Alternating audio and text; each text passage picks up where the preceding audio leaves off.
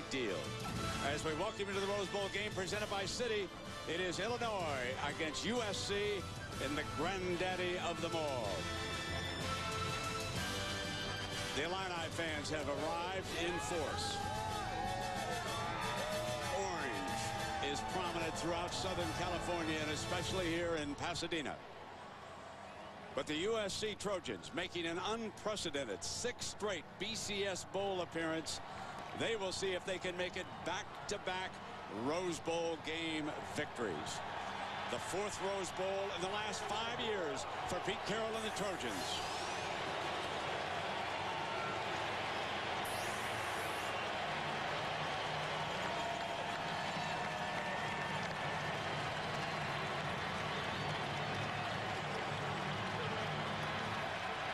And from out of nowhere, the Fighting Illini under Coach Ron Zook have arrived here in Pasadena.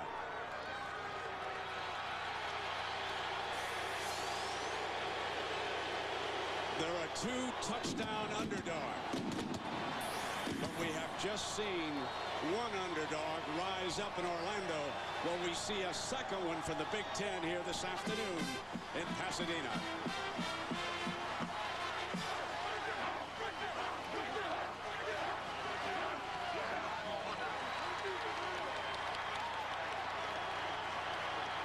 Another spectacular scene here.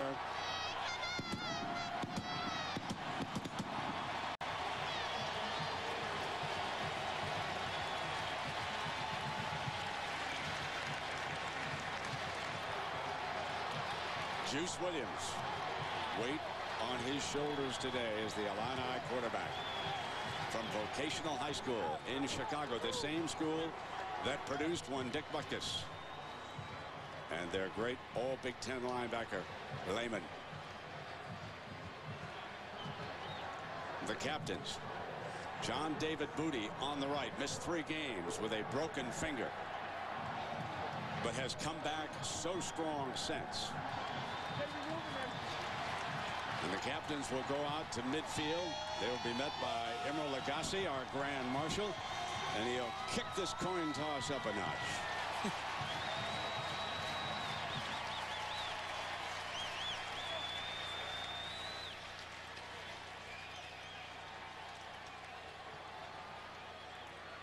Here's good, fellas.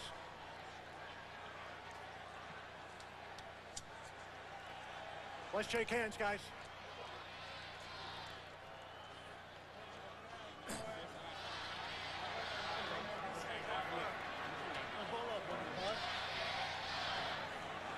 Fellas, I want to introduce to you the president of the Tournament of Roses, Mr. C.L. Keedy, and his son, C.L., and Grand Marshal Emeril Lagasse and his son, E.J. President Keedy, do you have the coin? Fellas, this is a special coin. Illinois on one side, USC on the other. Mr. Lagasse is going to toss the coin and let it fall, and whatever team's logo comes up will have won the toss. Emeril?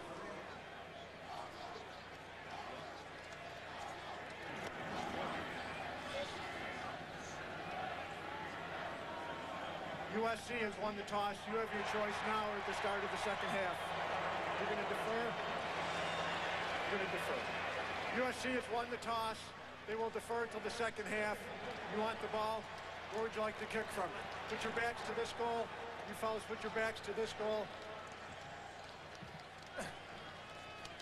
Illinois will be receiving. Okay, guys, have a good game. Dennis Hennigan of the Big East presiding, and this production available on ABC HD presented by Olivia. The Spanish language version of today's Rose Bowl game presented by ESPN Deportes. To access the Spanish language telecast, press the SAP button. Well, we welcome you to what has already been an exciting New Year's Day. And by the way, Happy New Year from Kirk Herbstreit and Brent Musburger. We welcome you here now to another Rose Bowl game. Let's start with Juice Williams. We mentioned him when he was down on the field. Can he do to this defense what he did to the Buckeyes in Columbus? Juice Williams is the point guard of this offense, this entire team. The confidence that Juice gained in the last 3 games, in particular the Ohio State performance in Columbus, essential for that to carry over into this game. His ability to not only run out of the zone read option attack, but more importantly, his ability to throw will be very important for Illinois to stay in this football game. Kirk, on the other side, the Trojans are as healthy as they've been in recent weeks, certainly since early in the season. What about John David Booty and that injured finger? I think USC is excited to showcase this team. This is the team that I think a lot of people expected to see at the beginning of the year. They got healthy late in the year, and they finally started to live up to some of the preseason hype. And John David Booty, injured against Stanford, tried to play through it, had the big turnovers, and came back to play very well against Arizona State. This SC team comes in on a roll. Ron Zook, Coach of the Year in many of those polls. And look at first 2 seasons, 4-19. And one of the great turnarounds in Big Ten history, 9-3. And on the other side, of course, a man who has done so much in establishing, reestablishing, if you will, the USC winning tradition here with the men of Troy. So the Illini will have the ball first. David Beeler will kick it off for the Trojans. Aurelius Ben, their outstanding freshman, and Vontae Davis, both from the Washington area. This one's going to sail into the end zone and come on out on the 20-yard line. Now, when Juice runs that read option, Kirk, who does it put pressure on the defense? Well, it's going to put pressure on the defensive ends from USC, Lawrence Jackson and Kyle Moore, because they are the guy most often that Juice will be reading. But people that have not seen Juice Williams play tonight, you'll see a quarterback that has a physical style of running. He's not Pat White in West Virginia or Dennis Dixon of Oregon. He will run the football, but run through arm tackles as opposed to running by secondary and linebacker play from USC. Opening up in the shotgun. Checking the sideline to see if the play is going to be changed. The first 15 plays are scripted. Mendenhall, the big-time running back, gets the first carry, and he gashes it.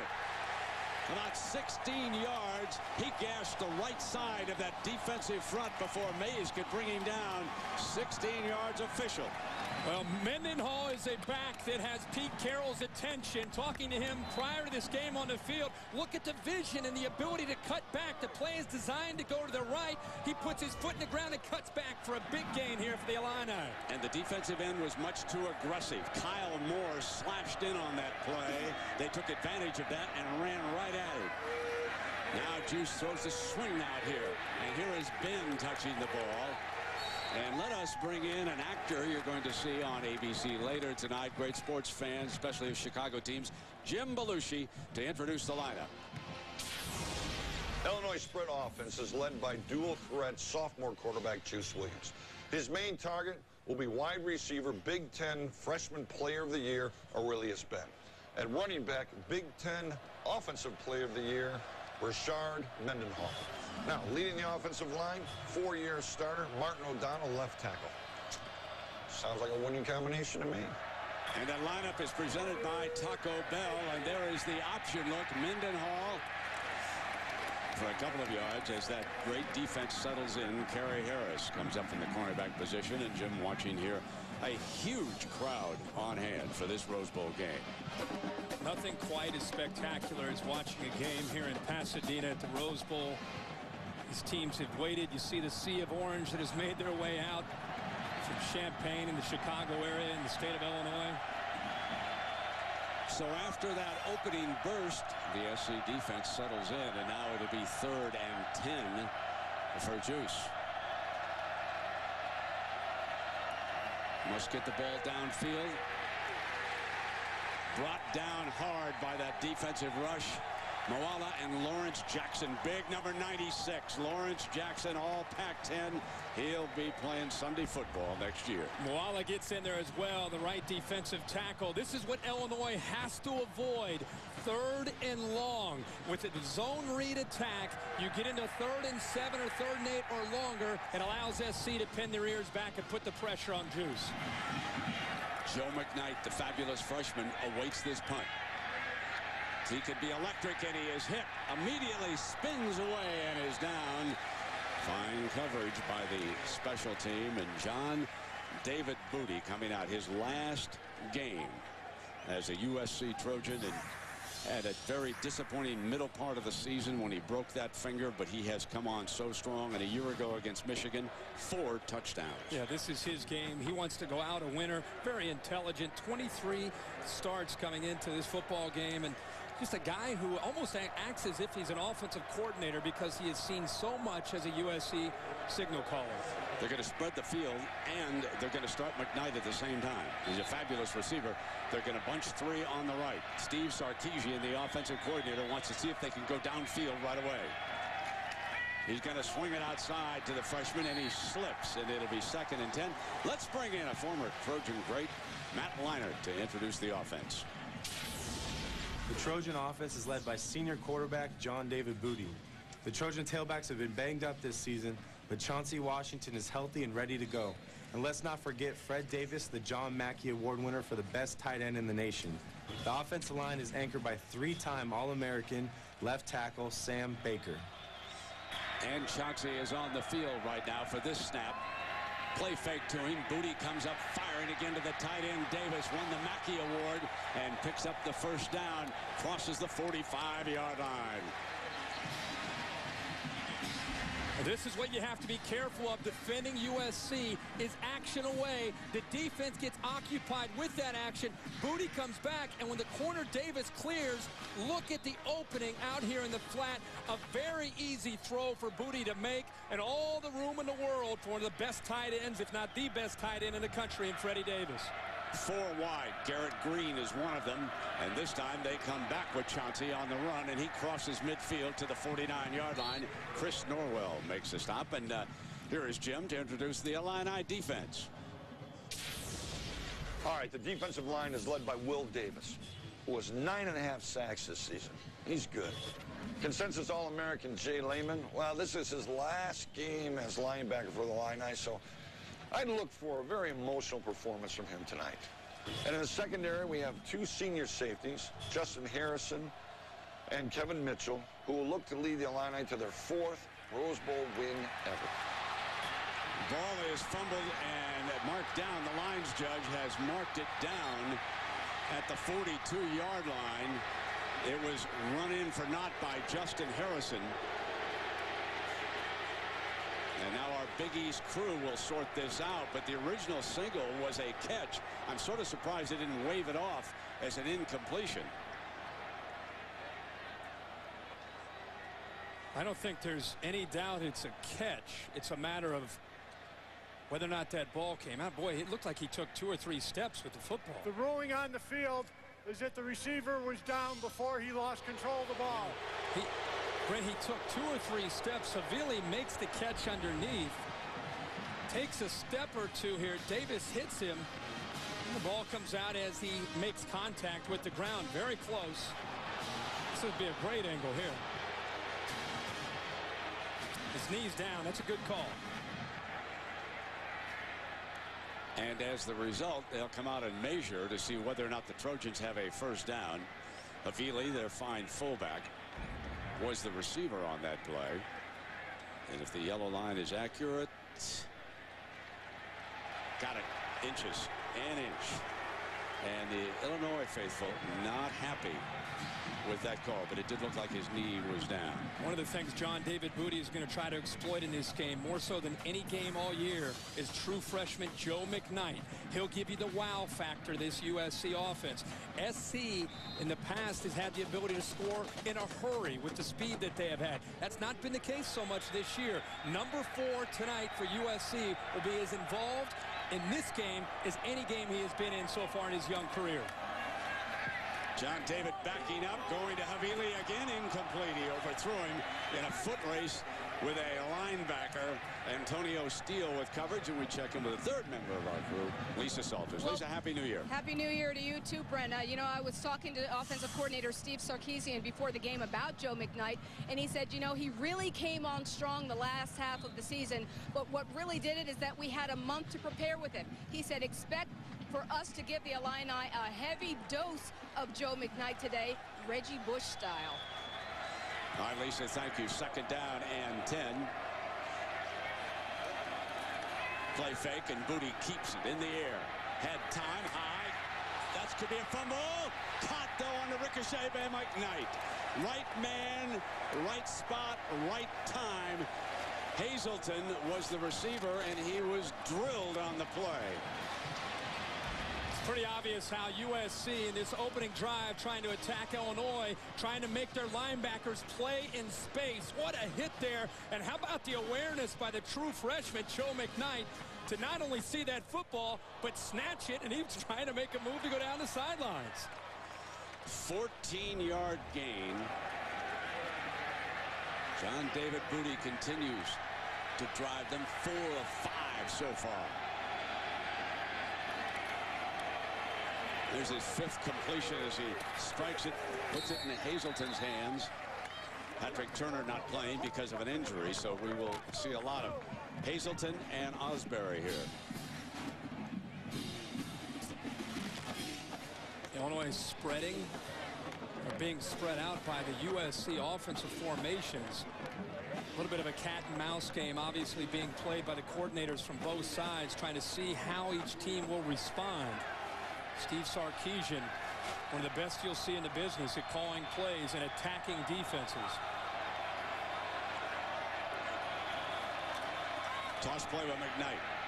Behind Baker, the big tackle. Inside the 10-yard line.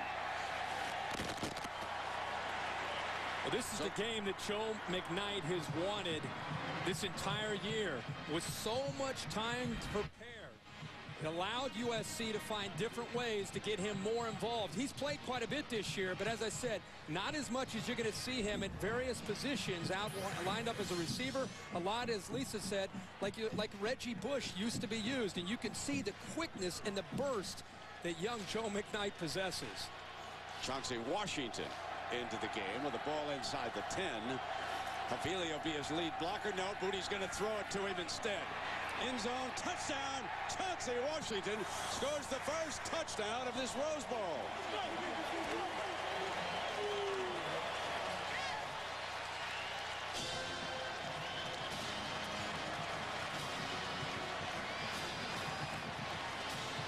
Well, if you're a USC fan, this is exactly how you wanted this game to start. And if you're an Illinois fan, this is exactly how you did not want this game to start.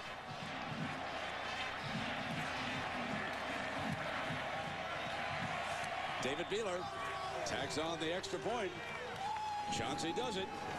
He scored more touchdowns this year than anybody on this Trojan team, so why not strike for #1 in Pasadena? Beautiful scene here with the San Gabriels, and there's Jim Belushi, huge Cub fan, Bear fan, Illinois fan. Of course, there's another Illinois graduate out here you might have heard of, Hugh Hefner. That's right. I make him the best recruiter who ever came out of Illinois. First down and 10 now for the Illini.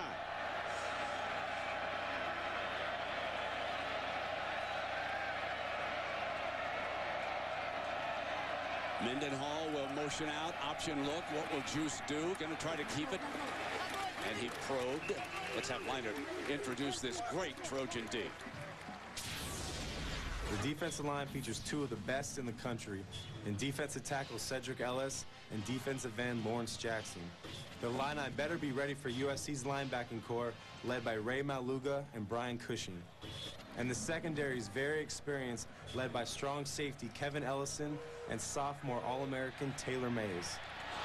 Incomplete with Matt Leinart standing on the far sideline. Pass intended for Kyle Hudson. Oh, getting checked by security. Will Ferrell on the left. He said, where's your... And that's his friend. Now, folks, there's a story here. You are allowed only 5 sideline passes per team. And Will Ferrell was able to get 2 of them. Look at his face. I think, there you go, Marcus and Keyshawn. Now, Keyshawn came over in a bus. He may have slipped in another way. I don't know that he's one of, but he's pretty resourceful. Juice back, 3rd down and 3, and now the Illini are going to keep throwing it, and Juice going to run for it. Can he get the 1st down? He does. And that's where he's so dangerous. And if you go back in time and talk to Trojan fans, one of the things that has bedeviled them over the last few years, mobile quarterbacks. Well, 3 of their last 5 losses, it's been against a mobile quarterback. This time, Juice Williams, remember, 3rd and short, gives Illinois a chance. He drops back, the pocket closes in, he's able to step up. He has enough wiggle room there to step up in the pocket and then use his speed to get to the corner and pick up that 1st down. And Lawrence Jackson is down. The All-American defensive end is on the ground.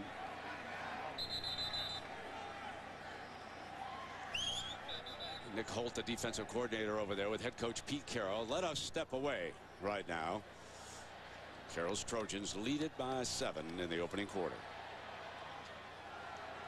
Folks, there was a Rose Bowl parade long before there was a game. The 119th parade, the 94th football game now unfolding.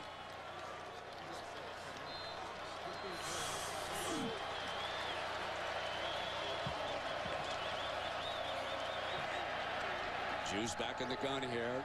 It is 1st and 10 after he picked it up. Jackson left okay. He should return to action. And about an 8-yard tough run by Mendenhall. Mendenhall being viewed as a possible Sunday player. Will he leave Illinois early? We'll find out in the next 6 weeks or so. I don't think there's any question he's one of the top backs in the country. Interesting, Illinois going to hurry up here in these first 2 series. And the reason for that is to try to get Juice Williams into rhythm. Right now it is Mendenhall in rhythm as he spins for the 1st down with Rivers. That's a famous SC number there, number 55. Always Junior Seau. Great linebackers have worn that through the years. And here's another terrific one wearing number 55. Keith Rivers, a senior out of Lake May, Florida. Ron Zook and these fellas tried hard to recruit him when Zook was the head coach of the Gators. But Pete Carroll was able to close the deal, and so very happy to have number 55. He's been hurt this year, Kirk, a little bit. Yep, been slowed down. The month off has helped him get ready for this game. Checking over at the sideline. Rich Loxley upstairs. Calls it down. And probing the middle. Russ Wild, the fullback, a little bit. They are not afraid to challenge Malawaluga and Cedric Ellis in the middle of this defensive line so far. Well, you get into this game and you have to be willing to challenge the strength of this SC defense to be able to get back to doing what you do best, which is some misdirection, running option. Mike Loxley told us getting ready for this game, the reason he wants to go to the no huddle, and there's Mike right there. The reason he wanted to go to the no huddle, not just to get Juice in the Illinois offense in rhythm, but also get USC on the defense, try to get them on their heels. It worked very effectively against Ohio State earlier this year when they upset the Buckeyes in Columbus. 2nd down and 8. Intercepted on a bad throw. Here's Malawaluga rolling. And he does not want to go out of bounds. Cushing was over there, number 10, blocking for him. And did you see number 58? Now there's a penalty flag falling over there. Now there's a flag that fell. Malawaluga said, there'll be none of this stepping out of bounds for me. He wanted to keep on battling. He's trying to, he wants to go down and get a touchdown, but Brian Cushing does a really good job close to the line of scrimmage, coming with pressure, gets his hand up, his left hand up to deflect the ball to give Malawaluga a chance for the interception. So give an assist there to number 10, Cushing. He's keeping that football. That's going home for a soup. Nobody going to touch that ball that Malawaluga has over there.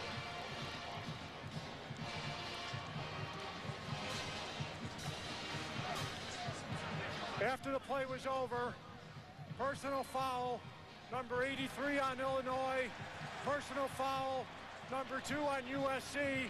Those penalties offset. Result of the play, 1st down. You'll see Cushing to your left of your screen coming on a blitz, gets his left hand up, the ball then goes up, and Malawaluga is right there for the interception. And Brent, you're right, he's going back to the high school days of trying to get that ball into the end zone. Cushing, what great effort. This is the guy that they've missed throughout this entire season with the injury that he's had most of this year. Pete Carroll reacting on the sideline.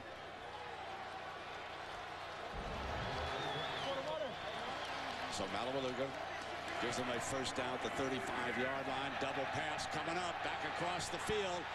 Got it. Worked on it in practice. Touchdown. And diving on into the end zone, Desmond Reed. Garrett Green, a one-time high school quarterback, 34 yards of play we saw in practice. An open practice, I might add. If there were scouts around, they saw it, but it was a perfect time to call the play. Strike quickly after a turnover, and that's what the Trojans did. Strike quickly, but the razzle-dazzle in the way it's called and the timing here by Pete Carroll and, of course, Steve Sarkisian, the offensive coordinator. Conduct. Did you see Number Reed? 22 on USC. 15-yard penalty will be enforced on the kickoff. Now, wait a minute. Now, let me ask you a question. A flip. A fellow by the name of Portis flips into the end zone, and he watches it on television, and he comes out here and emulates the guy in the NFL, but he gets the flag. Did Portis have that kind of elevation? He was up in the air now. That was pretty nice. Helping take the Redskins into the playoffs. He got up in the air. I know. I watch them Sunday photos every day. Yeah. I like the Redskins. Beeler tacks on another extra point. Folks, it's early, but it is crisis time for Illinois. A young, inexperienced team on a big, big stage. The thing they didn't want to happen. They must respond, or it will be an unhappy start to 2008. Sellout crowd, but the Trojans have quieted the Illini faithful. Garrett Green shows he has the arm. It's razzle-dazzle. Green is here. Reed is here. Watch how he gets caught up and then goes down the sideline. Antonio Steele, the linebacker, gets lost. And by the time he reacts, Reed is well down the sideline. And there's just not enough time for Steele to get caught back up to Reed. He does a little flip into the end zone with a spike on the back end of it. After he comes up, he spikes the ball into the ground. But the flag was thrown on the somersault when he elevated and went up in the air. As a result, the Trojans will be kicking off from their own 15-yard line.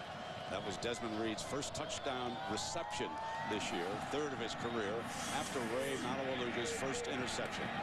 The Trojans are feeling good now. And here comes the freshman Ben looking for daylight. No seam down at the 35-yard line. And aerial coverage brought to you by Goodyear. Get there on triple tread technology as you look down on one of the grandest scenes in American sport.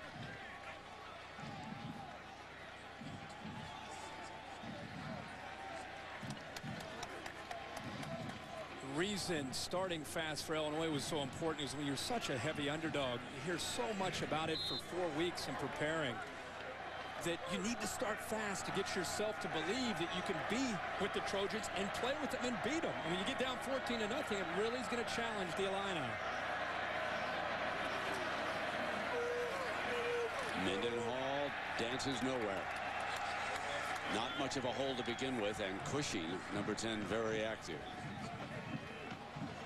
Coach Ron Zook, one of the best recruiters in college football. Across the way is a man who's setting new standards out here, Pete Carroll. But I want to tell you about Ron Zook. Last year, 19 of the 22 starters for Urban Meyer in the championship game were recruited by that man right there. He started the recruiting of Tim Tebow in Jacksonville. Juice checks over the sideline, second down and 9. Here's Mendenhall again, and read beautifully by Harris, the corner, attacking quickly. The reason they're attacking quickly off the perimeter right now against this zone look is they don't fear Juice Williams in the pass game. So they're locking in right now on Mendenhall and Juice Williams and saying, Juice, if you're going to beat us today, you're going to have to throw the football because our secondary and our linebackers are dialed in on your ability and your running back's ability to run the football. And this is what Illinois can't afford, third and long. Lawrence Jackson back in, and so is Everson Griffin. They're very talented freshman defensive end. You'll be hearing that name over and over for the next couple of years. Four-man rush. They tried to set a screen. Mendenhall still battling, picking up a couple of yards on that. but it'll force the Illini to punt here. It's called pursuit. It's running to the football. This USC team is so well schooled, and I think when they are healthy, when they have everybody out there, this is as good a defense as you'll see in the country. Millington, the right tackle, shaken up on the play. He's being tended to here on the near side. There you see one of the greatest nosemen that we've seen in a long time headed off the field there. That is Cedric Ellis, Defensive Player of the Year out here in the Pac-10. And you know what he did the other day? He went and got tapes of Glenn Dorsey. Dorsey, as you know, is a great player down at LSU. Another man who plays that tough defensive tackle spot. Look how hard Cedric's working. He said, you know, I try to learn from everybody. And he was up studying tapes of Dorsey. And of course, they're in competition to see who will be the first defensive tackle drafted by the NFL come April.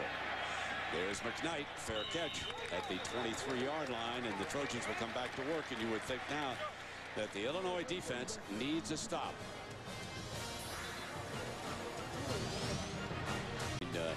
Beaten Michigan, and yet you just can't not say enough for the way Pete Carroll has kept this going with USC for the last decade. It's remarkable. You go back to 2002. It started with Carson Palmer. That team ended up getting the Orange Bowl against Iowa, and from that point on, when you think, well, it was Matt Leonard, it was Reggie Bush, no, it was Pete Carroll. And he'll continue to keep this program at a high level because of his energy and his ability to recruit Southern California. Incomplete, Havili. I recommend to all of you out there, and I think you can find it on the internet, the Los Angeles Magazine.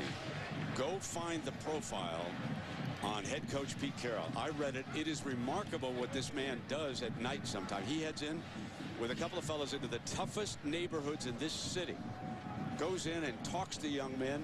He has helped 40 people get part-time jobs in this city. You talk about being a part of a community. I really recommend that profile. It's one of the best I've read all fall. And off now to Chauncey Washington, who scored their touchdown. And you'll give them a third and short chance to pick it up. There's so many weapons on this team. Well, they come at you in different waves and different formations. And that's what I think makes this offense so difficult to deal with, is not just the skill, not the talent, but Steve Sarkisian and the way he attacks, the different ability to get in formations, the way they attack not only downfield, but they'll stretch you horizontally. And it's not your spread offense. This is more of the West Coast offense. On 3rd and 3, there's that bootleg booty. Havili for the first down. Healthy now, and I don't think John David Booty has ever played any better than he has this last month for the Trojans. And now that he is healthy, he's showing America what he was expecting for his entire senior year. This is the bootleg. First 2 plays of this drive, they're running the football. They get Illinois, the linebackers, and the defensive backs out of position. And look who they're throwing the ball out to out in the flat downfield now. Havili, the fullback. And you're going to see the fullback, Havili, and the tight end, Fred Davis, involved heavily today in the pass game. Hazelton's off to the left. Swing to McKnight. And that will lose 4 yards. Let's check in down below with Lisa. Well, Brent, you know, if you're an Illinois fan, you certainly wouldn't be happy with the body language down here on the Illinois sideline, particularly when the defense was on the sideline. And for these guys, you know, they were saying all during pregame warm-ups to me that they were so tired of hearing how they didn't have a chance in this game, and they knew they had to start off tough. But just think about what a lot of these guys went through. The one season with one win, the next season just 3 wins. And Kevin Mitchell was saying this was the first Thanksgiving where I was actually proud to wear my gear when I went home. My relatives weren't saying what happened to you guys, and this is certainly not the start that they wanted. Yeah, indeed, and there's the great tight end. His second catch, Fred Davis, senior from Toledo, Ohio. Hicks makes a stop. You know, on that shot of the sideline, though, I will tell you, it was a collective deer in the headlights look at. I was going to say, that's where Juice Williams needs to step up. Hopefully, for Illinois' sake, he will do that. But when you feel the energy, look at the faces. We're in the first quarter. You feel the energy like that. Juice Williams has to do something as the leader to keep his team in this football game to believe that they have a chance. The Somersault kid, Desmond Reed, back on the field. He's a fine receiver. Intercepted at the 35 as the receiver had slipped. Justin Harrison breaking for daylight. to the 19-yard line, and just what the Illini needed as the receiver fell, allowing Harrison to pick it off.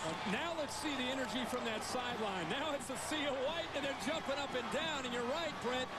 You needed something to spark Illinois to get back into this game, and who better than Justin Harrison, a senior who's been around some tough years in Champaign. This time steps up, and I actually think he broke on that ball so well. Even if the receiver didn't go down, Harrison's in position to make the play. I agree with you.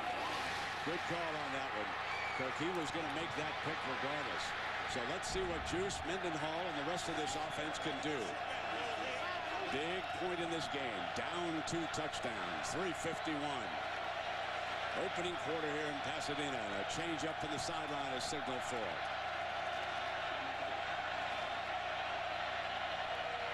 Mendenhall spun after a couple yards. Still going tough 4-yard run. That's an NFL-style run right there. Well, this defense is so disciplined in their angles and the way they run to the football that when Mendenhall has a chance, and you're right, he's one of the more talented backs in the country, the linebackers are in position. They're stretching it so he can't get to the outside. And by the time he cuts it back, this defense is in position to make the plays. The only time we've seen him out of position was really the first play of the game. Ellis head up on the center. Ellison creeps up the safety like he's coming. He's indicating blitz, and here he comes. They swing it against it to Mendenhall, and Ellison on the blitz stops him short of the first down, coming from behind. Brent, you called it. SC coming on the blitz. Ellison from the left and pushing. The linebacker almost gets to Juice Williams. Believe it or not, that is a short pass, but a perfectly thrown ball by Juice Williams out to the flat to give Mendenhall a chance to catch it in stride and get upfield and not have either an incompletion or a significant loss. Manu Inui making his presence felt for the first time, and now 3rd and short. You would think this is 4-down territory. Juice keeps it straight ahead. Juice barges right straight ahead. He went up on first sound to pick up the first down. There was no hesitation, no looking at the sideline that time. So they jumped up there, brought him right up under center, went on first sound, and he picked it up.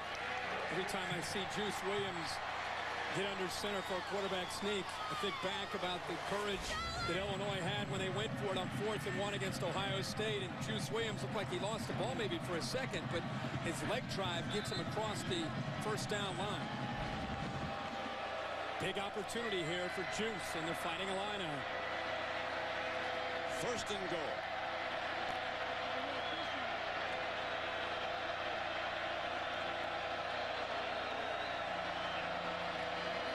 Option with Mendenhall on the outside. Can he get a seam? He cannot. The Trojans stay in the lane, and Thomas Williams, one of the best backup linebackers in the country, makes still another stop. Number 41, he can play outside, he can play the Mike, he can play the Will, he can do everything out there. Thomas Williams on the field prior to the game, heavily involved in some barking going on between the two teams. Right in the middle of it, a senior who wants to go out, he said, "This is my house. This is our house, USC," and they're not going to give it up. 4 receivers for Juice.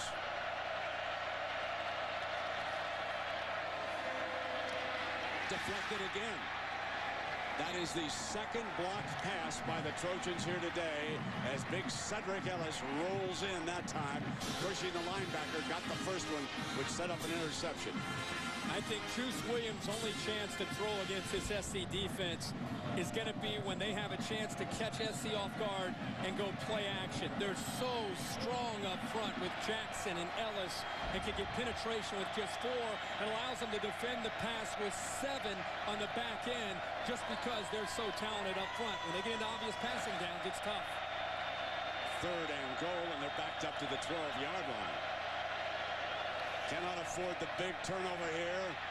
Middleman coming incomplete. Ben, the intended receiver, and he was defended by Harris. So Rita will trot onto the field, and Illinois will settle for 3. But after that 45-yard interception return, they miss a golden opportunity to cut the Trojans' lead in half. And Nick Holt and Pete Carroll believe in pressure, whether it's first down, second down, or third down. And there's Williams again, 41. Gets right into the middle, right into the vision there of the quarterback, Juice Williams, and applies that pressure. 29-yard attempt here from Rita. Hard to the left. No good. Pulled it.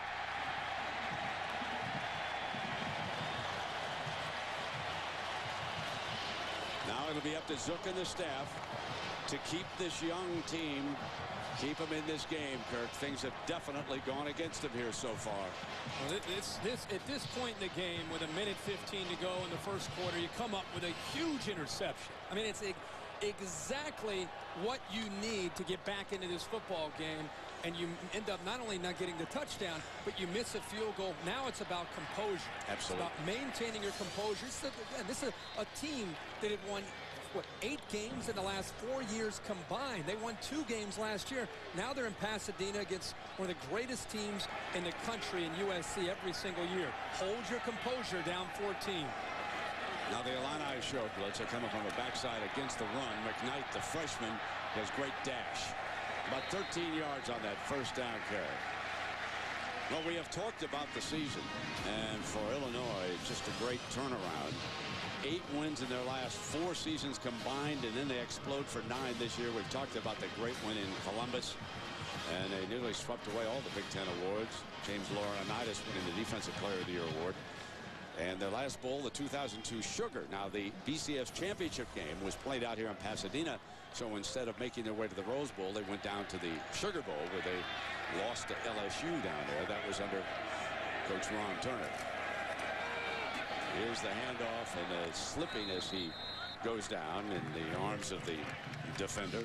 So that's McKnight, the freshman, and he is getting his big workout. The young man recruited out of the state of Louisiana. Man, everybody wanted him down there. USC giving us a taste of what's to come in 2008 by featuring Joe McKnight quite a bit in this football game. This will be the type of offense that you will see next year when they're attacking with Havili and Joe McKnight, among others, in that backfield. Now the veteran Washington, who scored their first touchdown. Play fake by Booty, steps up and complete to Havili. You know, if there is a weakness, and there certainly is talent here, but if there is a weakness with this Trojan team, they are not as good at wide receiver as they were a year ago. Dwayne Jarrett, Steve Smith, they're not walking through the door. They got to develop some wideouts. The Rose Bowl game presented by Citi returns after this message and a word from our ABC stations.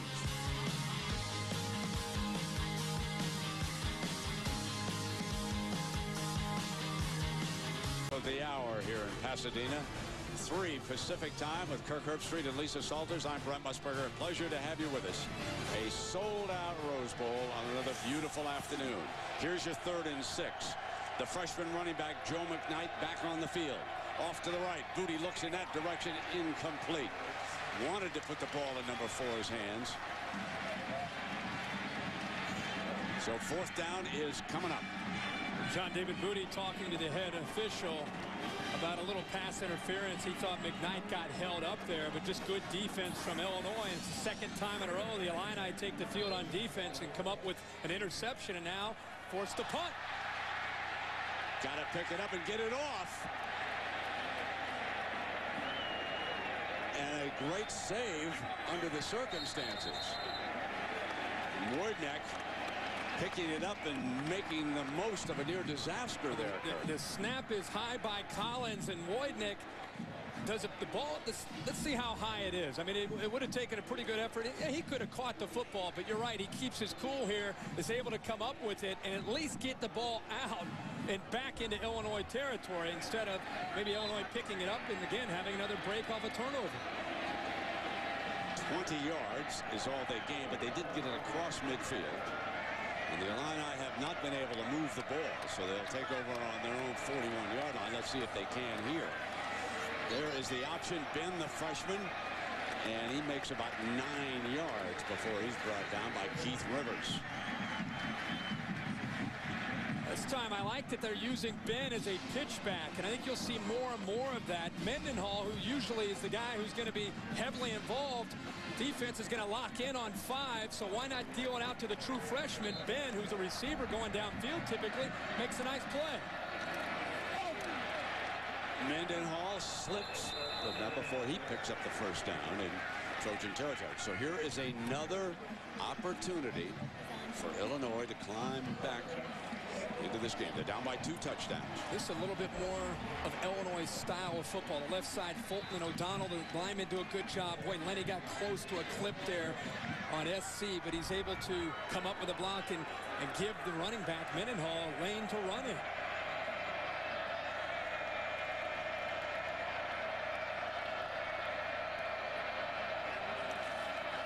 SC coming on a linebacker blitz. Williams made it successfully. Blitzed the run and makes the stop. He's having a big afternoon, and he's just a reserve. Well, right now, Juice Williams, because Illinois has not shown any threat at all of throwing the ball downfield, Pete Carroll has his linebackers completely dialed in to the running backs and the quarterback and the threat of them running the football. Illinois is going to have to make a play in the pass game to get this offense going and get them in the sync. They blitz Mendenhall again. So they are coming off the corner. Terrell Thomas, number 28, on the blitz that time, and they pull Mendenhall down from the backside. They're getting a read on this offense right now. Yeah, they're if you talk about offenses trying to get into rhythm, SC's defense has been in rhythm because, again, when you're one-dimensional, and we knew coming into this game that Illinois has been pretty one-dimensional, but they've had the ability to run the football and create and manufacture opportunities against 8- and 9-man fronts. But USC is not your typical defense, and they're locked in right now, again, on that running game. The rollout pass may be something they're going to have to try. They'll drop off a screen to Mendenhall. Well short of the first down.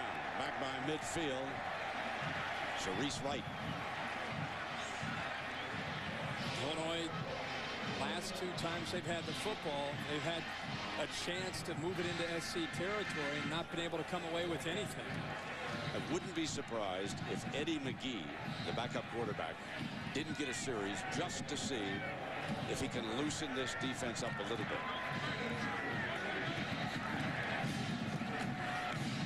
Santella. Reed lets it go for the end zone. It'll come out on the 20-yard line. We'll take a break now.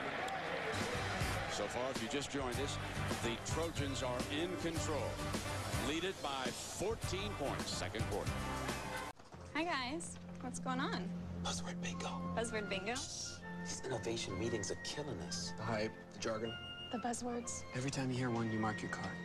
In short, we are 100% committed to facilitating a culture of out-of-the-box, goal-oriented, value-added, disruptive Web 3.0. Bingo.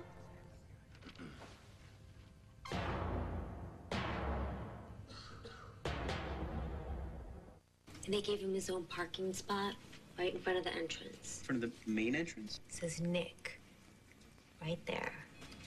Oh, hey, Nick. Hi, guys. Hey, Nick. Senior VP at 32. It's just not natural. I started working 4 months before him. Hello, 1 year. Yeah. He's definitely taking some kind of productivity enhancer. Are we really going home? Yeah, we're really going home. Every person on this island will be killed. Whatever they came for, it isn't us. Lost, The Return. Thursday, January 31st on ABC. There was a time when the Illini were giants. Dick Butkus with his wife Helen alongside, having some fun. Probably Jim Grabowski, who came out with Dick, and they won a Rose Bowl back in 1964. There is Helen serving Mr. Butkus at the 1964 Lowry's Beef Bowl. And some of you might not remember that along with being a great linebacker, he was a center on that team for Pete Elliott. And here comes Washington. Picks up 5 yards on first down. Butkus was something. Oh, man. Probably could tell some stories. He was out talking to the team the other day and getting them all fired up. Looks like he's having himself. Maybe they sent him a Lauer sandwich. I could take one myself. You know, one of the coaches said, you know, he still scares me when he comes around. Man, look at that. Oh, yeah. He still looks like he wants to hit somebody. He's a great guy. Yeah, what a career he had. Second down and 5. Play fake, Booty in trouble, and this time he did not fool Doug Pilcher. Nice adjustment here by Dan Dish, the defensive coordinator from Illinois. How many times in the first quarter did we see the bootleg hurt this Illinois defense? This time, he's going to fight down with Sam Baker and then get to the outside and not allow Booty to have any time at all to make the play. That's a big play there on second down by Pilcher. A 10-yard loss makes it third down and 15 for that man's defense. 4 down linemen. They'll come with the running play of McKnight. Doesn't get close to the first down, and the Trojans are forced to punt. Now, the Illinois defense is starting to dial in here a little bit, but the offense has got to join the battle. I think on 1st and 10, Juice Williams has to take a chance to throw a play-action pass unless McGee comes in to throw. But that's 3 series in a row. You got to win a few battles before you win the war if you're the Fighting Illini with this young team. Warren is back deep. Bad snap, remember, on the last punt. This one perfect. Fair catch is the signal. At the 32. No risk involved. Send a receiver out there, make the catch, turn it over to the offense. Now, can Juice and the offense loosen it up a little bit for the Illini? We're about to find out. Black. Ask about it at work. Taco Bell. Think outside the bun. And AT&T. Your world delivered. A rare look inside the beautiful tournament house here in Pasadena. And, of course, not only in charge of this great football game, but the parade route. Many of you were up early this morning. And if you ever get a chance out here in Southern California to go see that parade, you've got some youngsters, by all means, do it. First down now.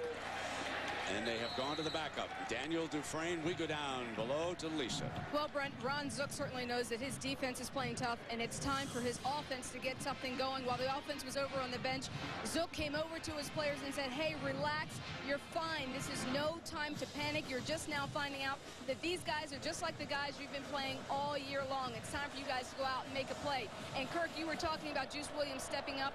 Juice came over to the line and said, look, guys, this is just like practice. I just need a little more time. He's not even averaging 2 yards an attempt. No time. Malawaluga rocks him, number 58. There's the hardest hitting linebacker in the country right there, and he gets a free look right through the middle of this defense. It's a bust in the middle of the Illinois offensive line. Check this out. Close to a fumble. That was very, very close to a fumble. I think it was a fumble. I think an Illinois offensive lineman may have recovered it. But he took that's McDonald who jumped on it. Yeah. That was Ryan McDonald, the junior center from Holland, Michigan. Familiar territory for Illinois' offense, 3rd and long. That was the kind of blitz that Butkus admired. Man, did Malawaluga unload. Stepping away from pressure, dancing. Here comes Malawaluga. He'll go for him again. Oh, baby, what a future on Sunday. Malawaluga came with the pressure on 2nd down, and this time on 3rd down and long, they realized one of the biggest threats might be Juice Williams just trying to scramble. So 58 spies it right in the middle, just waiting for him to have a chance to close in and lower the boom. He watched him the entire time, step for step, right there with Juice. Great replay. You see that closing speed, Kirk? Oh, please. McKnight. Here's the freshman. He's explosive, folks. Look out. And the punter over there, Anthony Santella, saves 6 by getting him out of bounds. Yeah, right.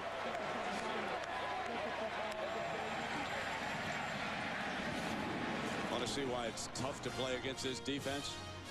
Saddle up against number 58 and these linebackers. Maybe the best trio in the country. Them is now the athletic director here at Southern California. There he is. Mike Garrett does not deserve, I should say, does not receive enough credit for the hiring of Pete Carroll. There is a man who had his eye on someone who coached defense. There are a couple other Heisman Trophy winners, not to mention Mr. Lott down on the sidelines. We know where 3 of the passes went. Okay, we've accounted for, I think we can count for all 5. And Booty fires, rocked. Is it a live ball? I think it's incomplete. It's Justin Harrison. Yeah. Justin Harrison, who came up with the interception, has been roaming center field very well here in this first half. Remember, Fred Davis a little out and up. He has his man beat, but Harrison as a safety lowers the boom there, and a very nice timed up perfectly by Harrison. Harrison having a big day. 45-yard interception. Gave the Illini a chance, but the offense can't do anything against this Trojan D. Second down and 10. Booty in trouble. He's going down. Sacked that time by Britt Miller, the linebacker, number 44.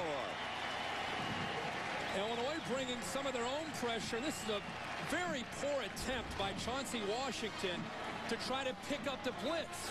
Watch Miller goes right around him. Chauncey Washington just dove and missed. Made it pretty easy for Miller, who's got great speed for his size. Look at the whiff. Miller says, I will take that sack every single time. And that's the thing. If you can get to Booty and disrupt his timing, he doesn't have the mobility to get away from that pressure. Third down now for the SC offense. Needing 20 after the 10-yard loss. Here's McKnight. Dances left. Looks for that sideline. Is he pretty? Vontae Davis, very talented corner coming up on him, but you can just see the explosiveness number 4 I just possesses. This guy. Everybody in the world recruited this guy last year. And there's a great book about that. Meat Market by Bruce Feldman. Again, it's Meat Market. If you want to learn everything about the recruiting of Joe McKnight and who was involved, pick up that book. And you can see why he was recruited by everybody. Every time he gets his hands on the football, you just hold your breath and you wonder if he's going to hit a seam and take it to the house. A little bit of heat on the long snapper here for the Trojans. Will Collins, remember, he sailed, number 50 sailed one high early.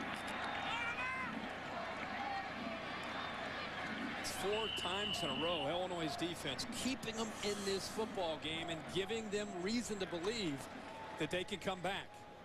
Delay game, number 44 on the offense. That penalty is declined. It remains 4th down. Trying to keep it short of the end zone. Seal him up inside the 20 if they can. Give himself a little more room.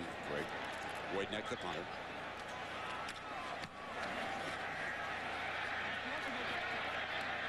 And he does exactly that. That was down right about the 10-yard line. Fine job. Successfully taking the 5-yard penalty to give him a little more punting room. But can Illinois move the football? We'll find out. IBM presents the 25 greatest players ever. Number 1, Red Grange. After being coerced by fraternity brothers to join the Illinois football team, Grange became a legend. After 262 yards and 4 touchdowns in the first 12 minutes of a game against Michigan, he earned his nickname, the Galloping Ghost. IBM, getting it done. And right now, Illinois could use the Galloping Ghost, if you will, someone to... Yeah, number 1. You were looking at me. You think I was going to reference you. Give me some tips here. Was he a great player? You know, I later met him when he was an analyst on NFL games. Okay. Oh yeah, he was great. Did a lot of Chicago Bear games. Wonderful, wonderful man, and great football player. First down and 10 now. Here comes Juice. Throw the football eventually, Illinois. Option. Can't do it. Mendenhall read, and Thomas just doesn't give up the pitch, man. Well, we've talked about the Galloping Ghost. Did you know his second nickname goes back to his hometown? The Wheaton Iceman. Harold Red Grange, one of the legends to come out of Champaign. George Hallis. Go back through the years with him. He did a little bit of everything. You have 3 nicknames. You're pretty special. Yeah, he is. And he really helped put the show on the road for the National Football League with the barnstorming and everything. Second down now and 14. And the Juice going to throw the swing out there to Ben, and Ben's going to be ridden down hard by Clay Matthews. You know, we talk about the trio that starts the games at linebacker. How about the backups? How about Clay Matthews, Thomas Williams, and Maiava? Well, one of the benefits of having the injuries that they've sustained this year is it's created even more depth because guys have been forced into action to play real minutes. But right now, they're locked in on this running game. And the other thing they're doing, see this in this quarter alone, both offenses have struggled. They're getting off blocks off the perimeter. The Illinois wide receivers cannot block the USC defensive backs. 3rd and 14 needed here as they check the sideline.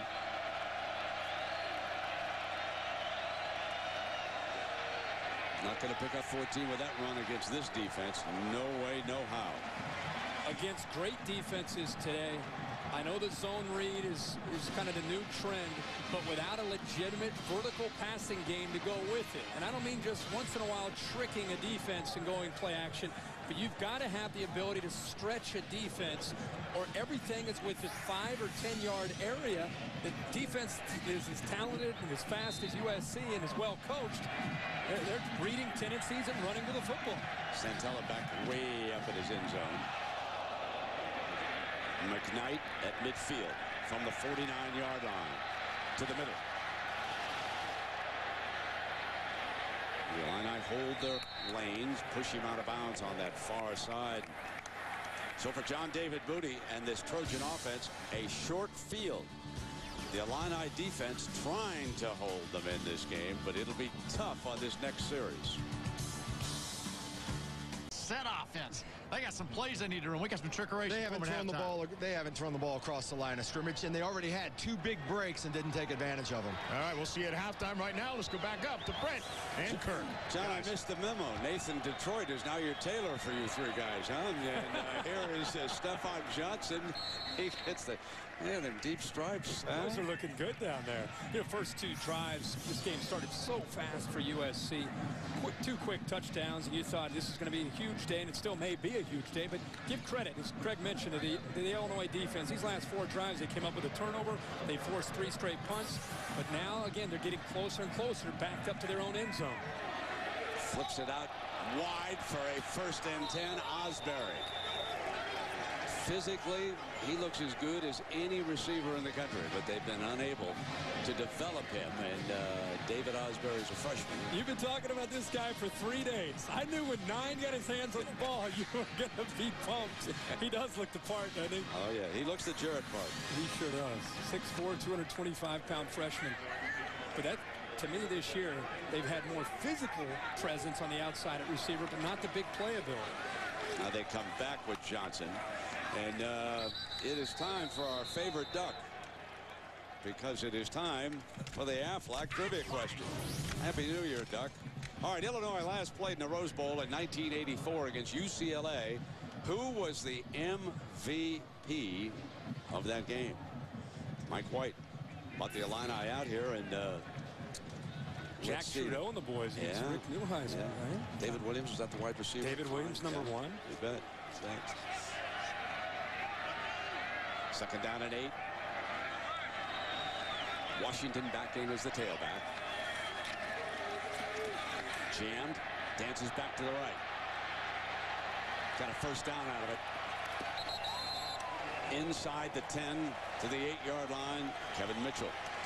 And they're forcing him out of bounds down there, but the Trojans here with a 1st and goal. This is a defense that likes to slant and angle quite a bit. They slanted the right way. They have this play closed, but they didn't close the gate here on the backside, and it allowed the nice room here for the running back, Chauncey Washington, who used his eyes to be able to see this play was going nowhere and had the presence of mind to cut that back, and there was nobody left on the backside, and another big gain for SC. Washington scored the Trojans' 1st touchdown. Still battling his way toward the goal line. It'll be 2nd down and goal from about the 3. Even though the last 4 drives have not gone well, you still, even from up here, sense the confidence from USC. Why not? You're rotating second and third team receivers and running backs into the game. Guys are staying fresh. They just continue to put more and more pressure on any defense that they face. Johnson off to the left. Thompson, the H-back look.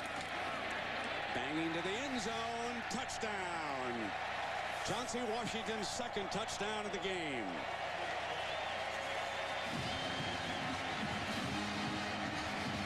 The inability of the Illinois offense to pick up first downs gives the Trojans excellent field position after that punt. It's great blocking up front. Havili cuts back to the backside and picks up Steele. That was the key block that opened it up for Chauncey Washington. And that time it was good old-fashioned Big Ten style. 3 yards in a cloud of dust, moving the ball down the field right there on the line. David Beeler adds the extra point, and the men of Troy lead by 21.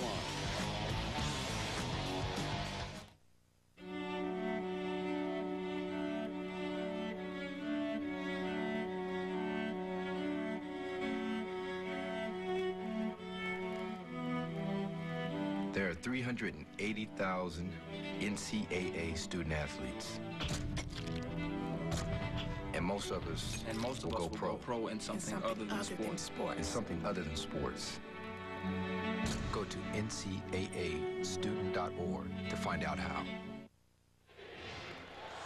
All right, let's take you back now to the Aflac trivia question. Illinois last played here in 1984 against UCLA. Who was the MVP of that game? He's been very much in the news, especially here in Southern California. Rick Neuheisel, the new UCLA coach. 4 touchdown passes, 2 of them in that game to Carl Durrell, the man that he replaced as head coach. Here is one of those. And he hit Carl again. So an amazing piece of trivia. There is Rick Neuheisel's name. Coach Donahue beating Coach White, and look who is here, making his presence felt already. And he knows what he's got to do. He's got to stir things up in Southern California against Pete Carroll. I talked to him earlier this afternoon, and he said, I'm going to go to the game, sit up in the stands and enjoy it, and watch this game and realize this is the goal. This is the goal, to get to the Rose Bowl. They're starting to dance already, and not even to halftime. No, already breaking out the dance. Come on, fellas. Fielded in the end zone, take a knee. So let's go to Lisa with Coach Neuheisel. Nice to have him back. Hey, Brent, I'm here with Coach. Coach, welcome back to Los Angeles. I read in the paper today that you just have a calm about this job. What do you mean by that? Well, having done it before at 2 great schools, Colorado and Washington, I know there's a whole lot of things to do, but I know that there's time to do them. There's some urgency involved, but I don't have this this hurry up feeling. I know we can take our time and make the good decisions so that we get it right the first time. Now, you've already put the target right on USC. You've said, you know, we're not going to be satisfied till we're here on New Year's Day in Pasadena. We got to even the score with those guys across town. They sound like fighting words, don't they? Well, you can't exist in this city without competing with USC. They are the rival across town. They're obviously a very successful program. They're having another great day today against Illinois. For UCLA to be what we want to be, we've got to fight them tooth and nail. So might as well act like that's what we're going to set out to do. Now, I know you didn't like the way things ended at your last 2 college jobs. What did you have to say to UCLA to try to calm their fears and reassure them that none of that drama would happen to you? Just to assure them that I've learned from my mistakes. I take ownership in them, but they're in my past. And I know I can do things the right way, and I'm thrilled to death to be able to do just that here at UCLA. We look forward to next season. All right, Lisa. Welcome back, Coach. Happy New Year. Happy New Year to you. Hey, Lisa, I was wondering if you can ask Rick if he's got any pass plays he might be able to signal down there to Illinois. Rick is asking if you have any passing plays to help out the Illini. Tell them they need to start on first down. Let's get a couple throws on first down. Exactly. Thank you. You know, there is some gossip going around, and of course he would like to keep Walker, who was a fine, but there is some gossip that this young man might go back to his alma mater as the defensive coordinator. Would you like to respond to that, Kurt? I think Dwayne, I know you're big on these coaching stories. I'm just telling you what You're beautiful with Happy that. New Year. I think Dwayne Walker will go to Washington with Tyrone Willingham, and I do think Ken Norton will end up as a defensive coordinator for Rick. Juice going deep now for the Illini. Out of bounds, incomplete. And here's the first and 10 pass. Here's the first and 10 pass that we've been waiting for to see. And the reason that is important is it makes the USC defense realize that play is there and that you have to respect the ability of a big, tall receiver like Cumberland, who's 6'5", who can get downfield in a hurry. Cumberland is a guy that they want to try to get the football to. Finished the year strong with 4 catches at 131 yards and a touchdown against Northwestern. Athletically, he matches up here with this USC secondary. 2nd and 10. Here comes the blitz. Juice gets it off, complete, goes back to Cumberland. Now, Cumberland was a converted tight end, and he's another big wideout, and he could make his presence felt in practice. He was alive, and this is what they got to do, just what you've been saying. Again, athletically, he's out of Brookhaven High School in Columbus, Ohio. Very, very talented player. A guy who, you mentioned tight end. I don't think he bought into playing tight end because he looks at himself as a skilled player, a guy that wants to be on the outside, who can make plays one-on-one. And we were talking in a break, Illinois not really equipped to get down 21-0 and to fight their way back. I think it's very important they come away with some points here before halftime. All right, working on a 1st and 10 with a minute and a half. Accurate right in the middle of that zone to Brian Gamble, another talented freshman. So the passing game sparking this drive, but the Trojans a little soft defensively on this series. It's not like Pete Carroll's defense to be soft. They're still bringing pressure. They that time blitzed Clay Matthews. He's just not able to get in there, and by blitzing Matthews and by Illinois picking it up, it vacated a zone and it allowed Illinois to be able to throw the football on the backside right behind it, and they get it to the true freshman Gamble.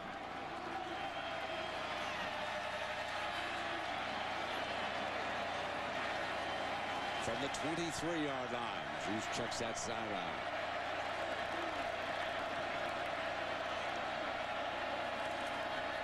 Blitz him again. Got there this time. Battling his way in was Ray Malawaluga again. Wow. That's his 3rd sack of the first half. This time they go right through Mendenhall. Malaluga comes right through. Look at this. Boom. Goes right through the running back Mendenhall and gets to Juice Williams. Juice going deep, and it's interference. He caught it anyway, I think. Cumberland battling inside the 5-yard line. They wave it off. Waved it off. Ball, I think, was being bobbled. There are 2 flags down there.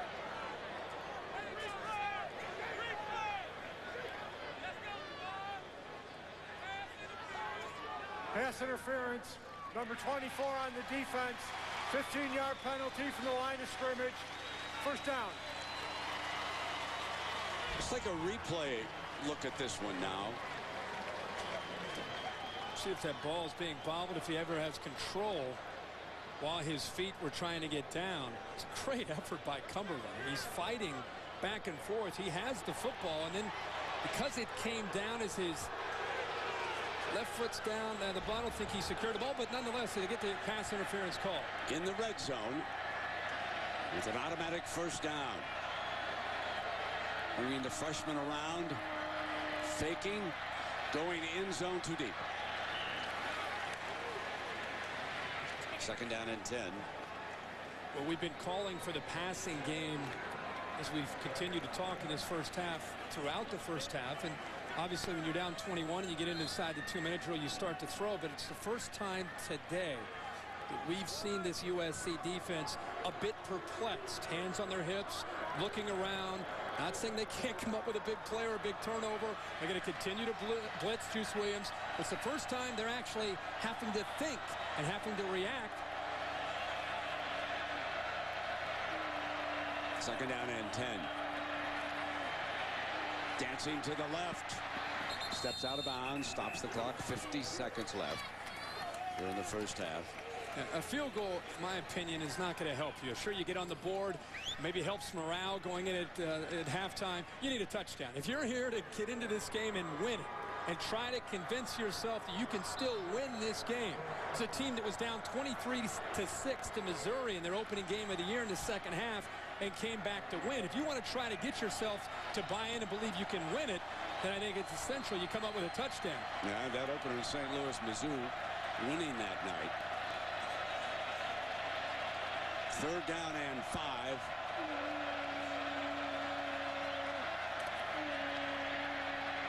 Dances away from trouble. Throws it incomplete. And here comes 4th down with 42 seconds remaining. And Coach Zook has decided he's going to try to get on the board. Rita trots out onto the field. He does not want to come up completely empty-handed. He has made the call. Let's eliminate the goose egg. Let's regroup. And again, I got to stop the Trojans here in the last 40 seconds. John David Booty can get down the field in a hurry. It's a 28-yard attempt. He has missed one already. And now the Illini are on the scoreboard. So they're not shut out here in the first half. Well, Sunday at 9, 8 Central on ABC. Desperate Housewives kicks off the new year with an all-new episode in the aftermath of a disaster. All the lives on Wisteria Lane are forever changed, followed by the new series preview of Kashmir Mafia. Kashmir Mafia. Opens up all sorts of possibilities when you think about that one. However, back to college football. Big win. Let's talk about Lloyd Carr. Congratulations to the outgoing coach of Michigan. Went out a winner. Big tough victory against Florida today. You knew Michigan was backed into a corner. Nobody gave them much of a chance at all to compete with the Gators in this game in Orlando, and they came out swinging. They really played determined on offense. Defense came up with the plays that they had to late, and to be able to send out Lloyd Carr a winner, to see the celebration you and I were watching from upstairs, I can only imagine what's been going through the mind of these players during this transitional period. But Tim Tebow, at the end of the game, couldn't come up with the plays, and it's Henny and the Wolverines who get it done. Heisman hangover by Statsman George Hill for the 3rd consecutive year. Tim Tebow, Troy Smith, and Reggie Bush have gone down in flames. I think we could probably continue to go back, and you could find a lot of Heisman Trophy winners that, for whatever reason, had struggled, whether it's the pressure or what have you. But today, I think it was just a determined Michigan football team. So much for the Big Ten can't run with the SEC. I think it shows you about determination and attitude and how that affects you when you show up to a bowl game. Florida gets some of their own medicine today. Ronald Johnson, there is a flag down on this kickoff. And still darting out to the 38, but there's a flag down. We got a couple of them. We got yellow all over the place. 21-3. The Illinois defense has played well here today. When you think about it overall. Well, especially the way the game started. I mean, remember the trick play? You're down 14-0 against one of the best teams, if not the best team in the country. And 4 or 5 series in a row, they definitely have stepped up. But the field continued to tilt off of special teams and the punt, and it just continued to get further and further back, and you wonder how much Illinois has gotten worn out on the defensive side of the ball. Remember when you showed that blitz by Malabaluga when he blew Mendenhall up? Yeah. Coaching staff at Illinois tells me that's why he should go back to Champaign next year and not to the NFL. Yep. Offsides on the kicking team. Illegal block in the back on the receiving team. The penalty's offset. The ball will be re-kicked. So we got to do over. Yeah, Malaluga is known, Brent, for that vicious hit last year on Patrick Cowan against UCLA. It's kind of how he got on the map nationally, but anybody who follows the entire country of college football knows how good he is because he's so versatile, so powerful, and so fast. And I think instinctively he continues to get better, and there's a big question for him. Junior year, 3 sacks today. There's no question for him. Well, not so much if he's coming out or not. I think we know that. But how high does he go? Well, it's interesting. Where do you put an inside linebacker in the list? I mean, how do you rate it against quarterbacks, running backs? It'll be interesting to see where these fellas go. Remember when Junior Seau played at USC? Great player. The combination of all those skills, the power, the quickness, the instincts. He could rush the quarterback. He could defend the run. He just did everything. I mean, he was one of the best linebackers ever to play in college football. Was he on that list? Future Hall of Famer. He should be on that. Absolutely. That list. Covered up at the 29-yard line. And Eli Stone, Thursday, January 31st at 10/9 Central, new series premiere. Johnny Lee Miller is Eli Stone, so it's right after the season premiere of Lost. A lot of good stuff coming up. It shows you'll be working some hoops. Don't forget, Ohio State at Illinois Thursday night on ESPN. Yeah, before you head to New Orleans, right? Get ready for a little ESPN radio. We'll do a little radio down there. We'll have some fun. That'll be great seeing down there. LSU and Ohio State. Champions of the SEC and the Big Ten. Chauncey Washington back in now. 2nd and 10, and now I'm sure the Trojans are just run this out now and take it on in to the locker room, leading 21-3. A very strong first half performance. Zook and the Illini need to regroup, especially offensively. And let's go with Lisa, who's with Coach Zook. Thanks, Brett. Coach, you opted to go for 3 on that last drive, but the offense has been struggling. What's been giving your guys the most problem? Well, I think, number one, we're killing ourselves on both sides of the football. We're not playing the way we're capable. We got to settle down and play. I mean, we're not getting the blocks. We're having trouble on the outside in the perimeter game. We got to make sure we block on the perimeter. We're just not settling down and playing the way we're capable of playing. Now, if the offense continues to struggle in the second half, might we see Eddie McGee? There's a chance of that, but I don't think we're going to. I think each series we've gotten a little bit better. Now we just got to settle down and play. Thanks a lot, Coach. All right, Lisa. Thank you. Stay tuned for the Pontiac G8 halftime report. John Saunders, Craig James, and Doug Flutie after this message and a word from our ABC stations. Pontiac G8 halftime report. 21-3 is the score at halftime. Chauncey Washington punching this one across, showing his power to get into the end zone, and that's part of that 21-3 lead. John Saunders, Craig James, and Doug Flutie. More on that game in a moment, but other games being played today, or actually they're not being played right now. They're actually already done, but the Capital One was one of those games. Lloyd Carr on his way out as head coach, and incoming is, as Craig called him, the happiest man in the building. That's Rich a cheerleader, Rodriguez. man. Rich Rodriguez is thinking, holy mackerel, I get this football team, Tim Tebow, early on. Just a matter of getting the ball to the outside. Great receivers that get the ball in the end zone. Andre Caldwell there. Percy Harvin, little trick here around the end, takes it in. Harvin, 13 carries for 165 yards and a touchdown. It was 35-31, but then Chad Henne finds Adrian Arrington. It's a downfield passing by Chad Henne, threw a few posts for touchdowns, came back at the end of the ballgame to take the lead with just under 2 minutes to go. Lloyd Carr comes out with a victory in his final game. Out back, another Big Ten team, Wisconsin facing Tennessee. Eric Ainge, 31 yards to Brad Cotton. And he goes in for the touchdown. 21-7 is the lead for Tennessee. Tyler Donovan had a rough day and a good day. He had a rough day. He got hit a whole lot, but he was very tough and resilient. Comes in for the touchdown pass to start to get Wisconsin back in the game. But their defense had to really step up here at the end of the ball game. Donovan with a chance to go in and maybe for a touchdown to win it. The receivers got to go make a play for the football. Defensive back wins the battle, so does Tennessee. Gator Bowl. Mikael Simpson, 96-yard touchdown here. This is an NCAA bowl record. Look at the speed breakaway. Absolutely amazing. 96-yard touchdown run. The Virginia defense, 2 safeties on the day. They controlled the pace of the game all the way down into the fourth quarter. And then the final seconds of the game, Alex Strelica, 41-yard field goal to win the game for Tech. Yeah, Tech last year had a huge comeback in a bowl win, so now 2-0 under some pretty extreme. They were down 28-14 in the fourth. Cotton Bowl. Arkansas's quarterback Casey Dick. His pass is tipped by Sean Weatherspoon, intercepted by William Moore. He returns at 26 yards, 28-0. But it was Tony Temple's day, 40 yards here. Doug and I are sitting here throughout the day saying, man, Temple again, how many yards does he have? 280-plus yards, that's a record. 4 touchdowns, a record. The guy was running all over Arkansas. He looked like Darren McFadden today. McFadden didn't look like McFadden, neither did Arkansas. Missouri, a BCS quality type team, should have probably been in a BCS bowl game. We're usually talking about Chase Daniel in the passing game, and Tony Temple averaging over 12 yards a carry today. It's amazing effort up front. You talk about Missouri being a team that probably belonged in a BCS game. There's a lot of people that have argued that maybe Illinois didn't belong in a BCS game. Certainly towards the end of the second half, they got that field goal to get back in the game, but they have clearly been outmatched. Well, Eddie McGee may come in at quarterback. You know what? And you heard Coach Zook talk about that. You got to make a change. The example I gave you earlier about Juice Williams not running the football is real. 1st and 10, and they're over there, and they have a chance. He throws the ball out of the end zone. It's not 2nd and 10. Then he runs finally. He gets, now it's 3rd and 5.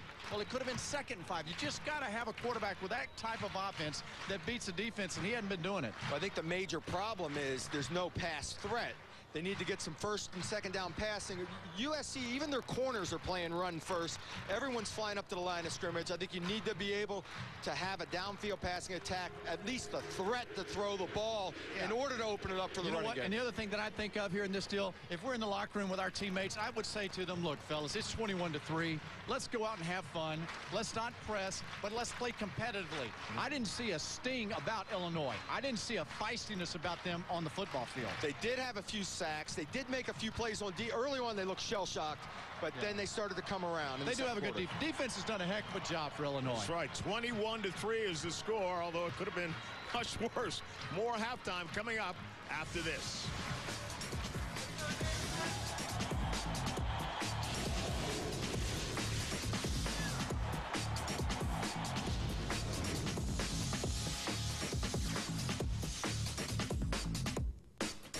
Has got work to do here. 79 total yards for their offense. We're watching him warm up throwing the football, and maybe we'll see more of that in the second half. He threw for 55 yards in the first half. 39 of those came on that final 2-minute drive when they moved the ball down the field. So it's been a one-dimensional attack for Juice Williams and this Illinois offense. Our Home Depot coaching adjustments are they've got to get the ball vertical. They've got to get it downfield because SC has locked into Juice Williams and Mendenhall in the first half and really forced Illinois to play in a position where they're in a discomfortable position offensively. And the way to get back in this game, if you're Illinois, you're kicking off to John David Booty and USC. They've got to make another big play on defense to get the ball back to Juice Williams to see if they're ready to make the adjustments. Jason Rita kicks off to start the second half. Desmond Reed, who scored one of their 3 touchdowns for the Trojans, is short of the 20-yard line. And we check in down below with Lisa Salters. Lisa. Well, Brent, I just spoke to Pete Carroll, and he told me that he likes the way his team is flying around on defense. And he said offensively we're playing solidly as well, but we have to execute in this second half. We've got to keep the pressure on Illinois. I was able to talk to Patrick Turner on the way out of the locker room. You know that Patrick isn't playing in this game, but I asked him what Carroll told the guys in the locker room, and he said he just told the guys, don't let up. Don't wait around to see what happens in this game. Keep pounding these guys. Brent? So in the first play, you could see Turner, who's not even in uniform here today. Did not play much down the stretch. Had been their leading receiver for a time. And Davis with a big first down to start the second half, and they get him going against Jay Lehman that time. Well, that is exactly the way USC wants to attack this Illinois offense, is spread them out and allow the tight end, the best in the country, and Fred Davis to get one-on-one in space against Jay Lehman. SC will take that matchup every single time because of the speed and versatility of Freddie Davis. Center Matt Spanos leads him up out of the huddle. Davis won the Mackey Award as the best tight end in college football this year. Booty, pocket stays clean, comes right back to him. And Davis across midfield, 2 catches, and they feature the senior from Toledo. So in this type of offense, where you're under center, you've got a tight end, you've got 2 backs, 2 receivers. For the most part, this West Coast offense, you can still spread out a defense horizontally and vertically by your formations and by your route running. First 2 plays, it's exactly what Steve Sarkisian wants. The adjustment is spread them out, attack the Illini defense in the interior against those linebackers. So 18 and 15 yards to open the second half. Booty with a deep drop, got a man open. Fires high and in, complete, and curling was David Osbury. But he'd love to have that one back because first 2 plays attacking the middle of that Illinois defense. Illinois very conscious of that, so it opened up the outside. It was a good read, just a poor throw that time by John David. Vidal Hazelton checks in. Dale Thompson, the other tight end. Rachel and Byers, the guards. Down to that offensive line. Here's Chauncey. He is stacked, and this will bring up 3rd and long. So Britt Miller, the junior from Decatur, leading the D that time. Yeah, this defensive line, it's really the strength of the Illinois defense. And I want to reiterate, they're a defensive front that loves to take chances by slanting. And they continue to guess right. This time they slanted in the exact same direction that Washington was running the football, and he had nowhere to go.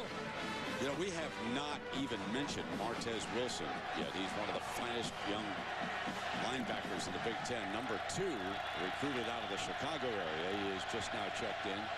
3rd down and 11. Receiver fell, and it'll be 4th down. It was Davis was the intended target. And there you see Martez on the field. He is a young man with a tremendous upside. 6'4", 236. Came out of Simeon High School. Without a doubt, the most gifted, physically the most gifted player on the Illini defense. Just a young player. They were hoping to try to get him 30 snaps today. Warren is back deep. Feels it on one hop and snagged at the 11-yard line. Sharice Wright, number 24, making a fine tackle for the Trojans.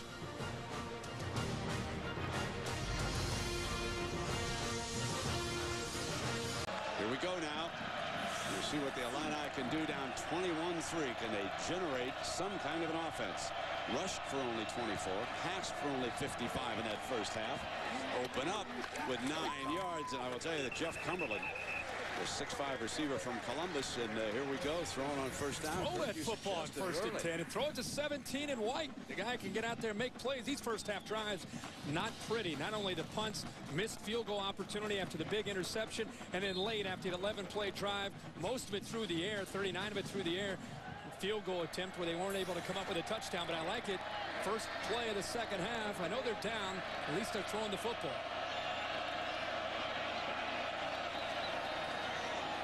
Run for the 1st down. Mendenhall breaks it.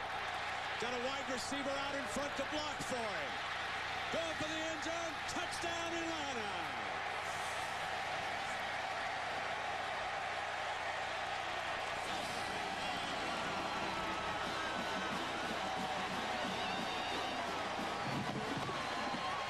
Brent, 79 yards on the carry that time for Mendenhall. The pass on the first play, and then a great read this time by Juice Williams has Rivers out of position. And what speed by Mendenhall in the open field. Remember that defense that he's running against there in the open field, and he left most of them behind him.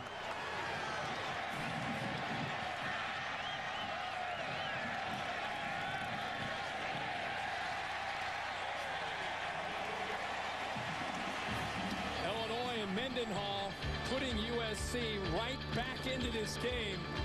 It's exactly what they needed to do to get themselves to believe they got a chance to come back and win this game, down 11.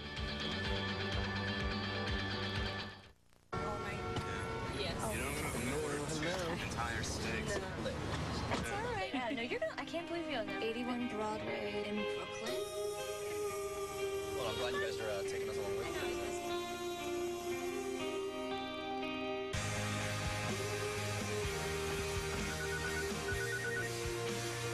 Hello? Hey, Sarah, do you want us to get you something to go? The panoramic Vista roof in the 24 miles per gallon 2008 Ford Edge. Making your way in the world today takes everything you've got. Wouldn't you like to get away?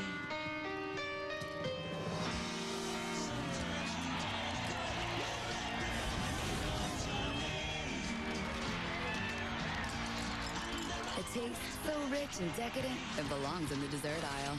Diet Dr. Pepper. There's nothing diet about it.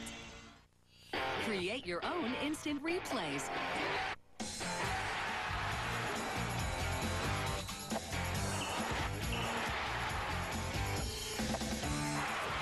Get the best HD DVR free. It's better than TiVo. For a limited time, get these great premium channels free for 3 months. You get $100 instant credit on your first bill. Never miss anything when you have a Dish DVR from Dish Network.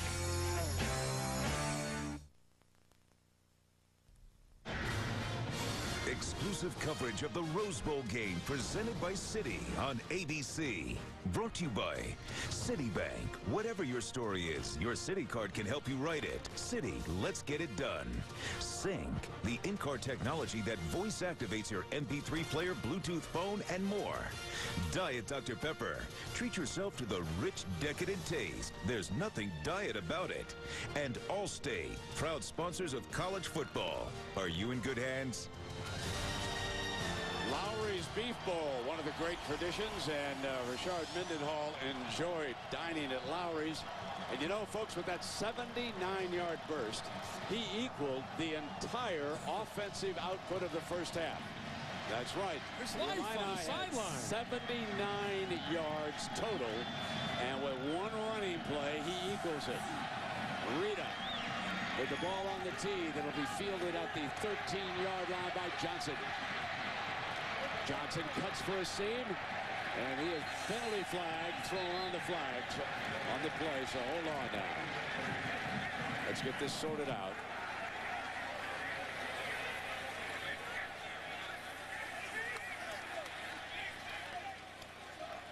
During the return, illegal block in the back.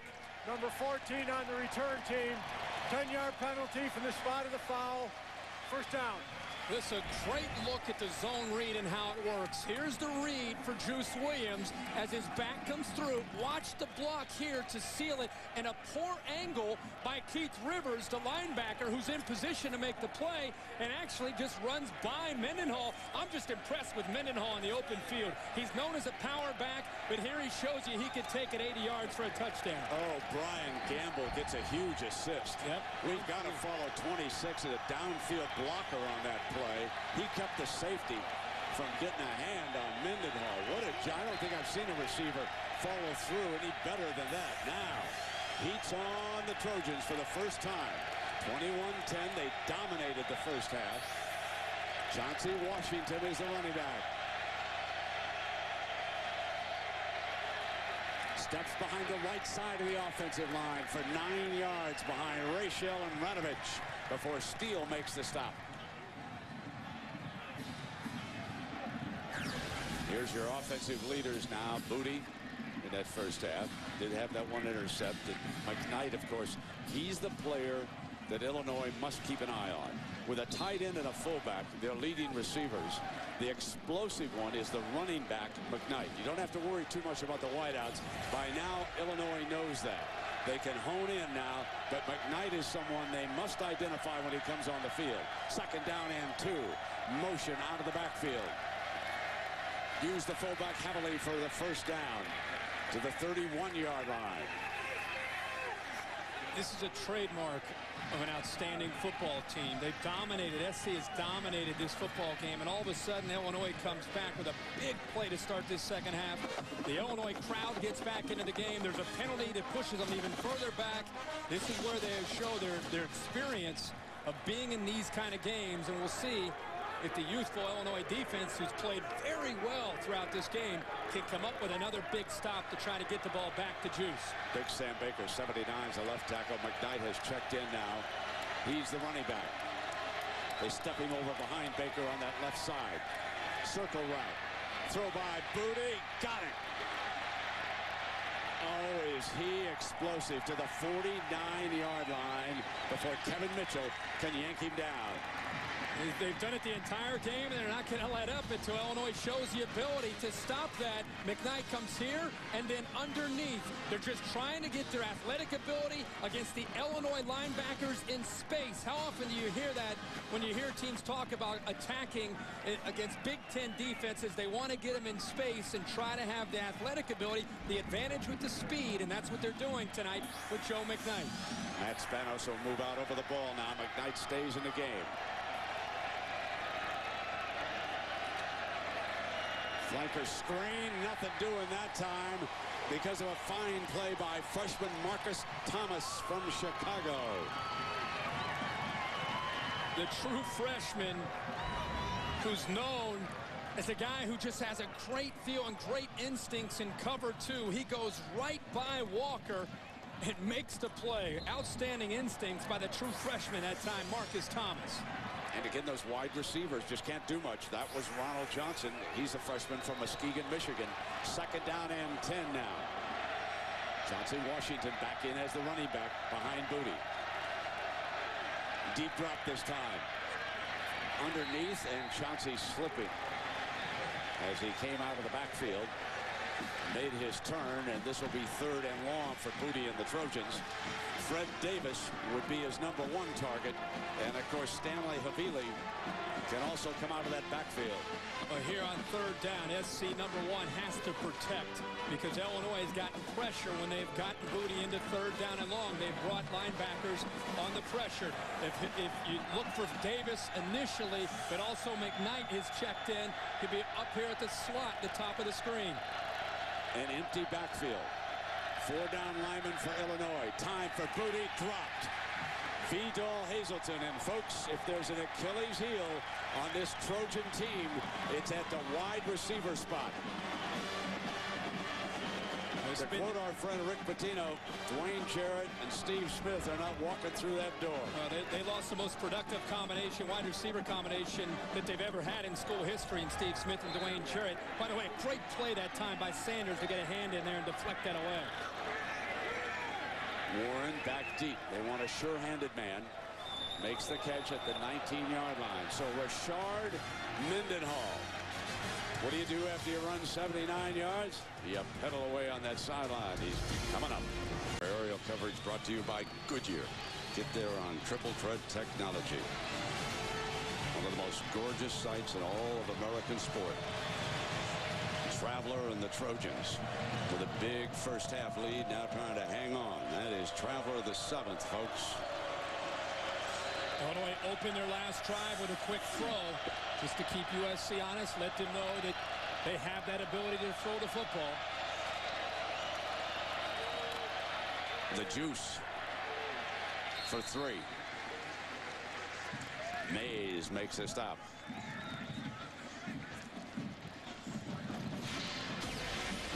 Rashard Mendenhall, that was the longest run in a bowl game for any Illinois running back. It says a lot how fitting that it's Mendenhall, one of the best backs that we've seen in the Big Ten for a few years because of his ability to not only run with the power, but as you saw there, when he gets into the open field, he can run away from defenders. 2nd and 7. Juice identifying the Mike linebacker who's over there to the right. Pulls it back out. Drops it in underneath for the first down to Mendenhall, who gets past Malawaluga and breaks down that far sideline. Still cutting back on the inside, and he's tackled just short of the 20-yard line. Rashard Mendenhall.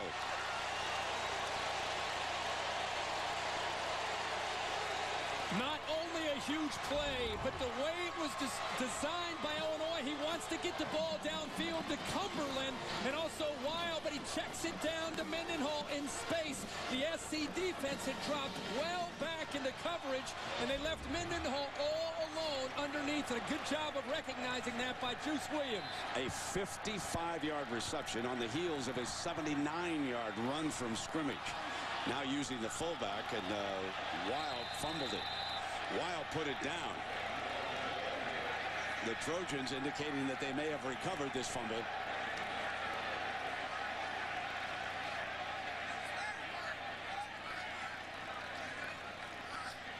If Illinois somehow recovered that, they are very, very fortunate. Let me just say this. This entire football game, we've not seen Wild have his hands in a mesh point at all on the option. That's why it's important. The ball comes out, it's a fumble. Illinois gets it back. But Mendenhall, almost every single time on the zone read tonight, has been in the mesh point.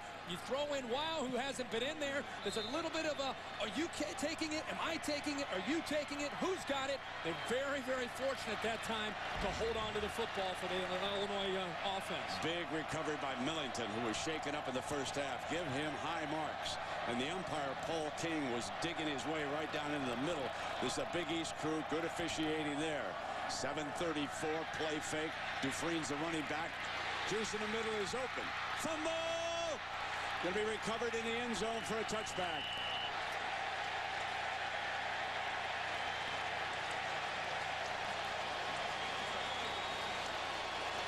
Well, the Illinois offense caught a break on the previous play, but not this time.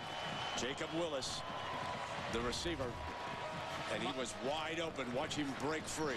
Wide open on the backside. Juice finds him again. Myalva, the linebacker, the backup linebacker, knocks that ball loose and into the end zone, and it looks like Cushing recovers it. But Juice Williams looks like a different quarterback here in this second half.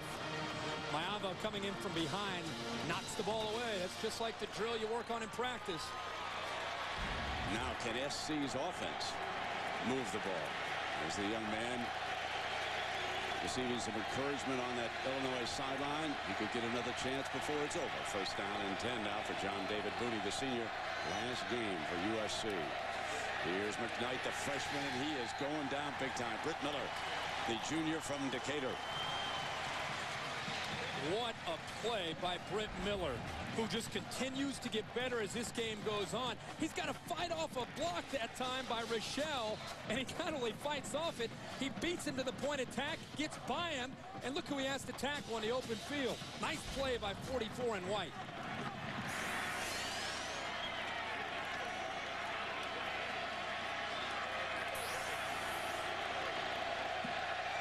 Osbury's off to the left side of the formation. Walker to the right. Booty looks to the right. And waved off by the line judge. Fred Davis was the intended target. If I'm Steve Sarkisian, I will continue to try to find that matchup. And whether it's Havili, the fullback, 31, or it's Davis, the tight end, 83, or it's Joe McKnight, number 4, I want to try to spread the field and continue to pick on the Illinois linebackers in space. That's not their strength. That's how I would continue to try to move the ball down the field. 3rd and 12 against this too deep. Booty throws for a first down, a huge first down. Ronald Johnson, the freshman. Ronald Johnson went to the point about a yard beyond it, and Booty threw a strike. He threw a strike because he had time to throw, that time on 3rd down, something he has not been afforded very much in this game. Illinois not able to get pressure. Booty hung in there like a veteran, waited and waited for Johnson to finally get to the spot, put the ball on the money, and the Trojans pick up a much-needed first down. They are only 2 of 8, the Trojans, on 3rd down against this Illini D. On 1st and 10, Booty off play action, throws back to Washington. Martez Wilson runs him out of bounds, and there's a penalty flag. Line judge has a penalty flag. Big-time hold on Dale Thompson, the tight end, 89, who had checked in for Fred Davis.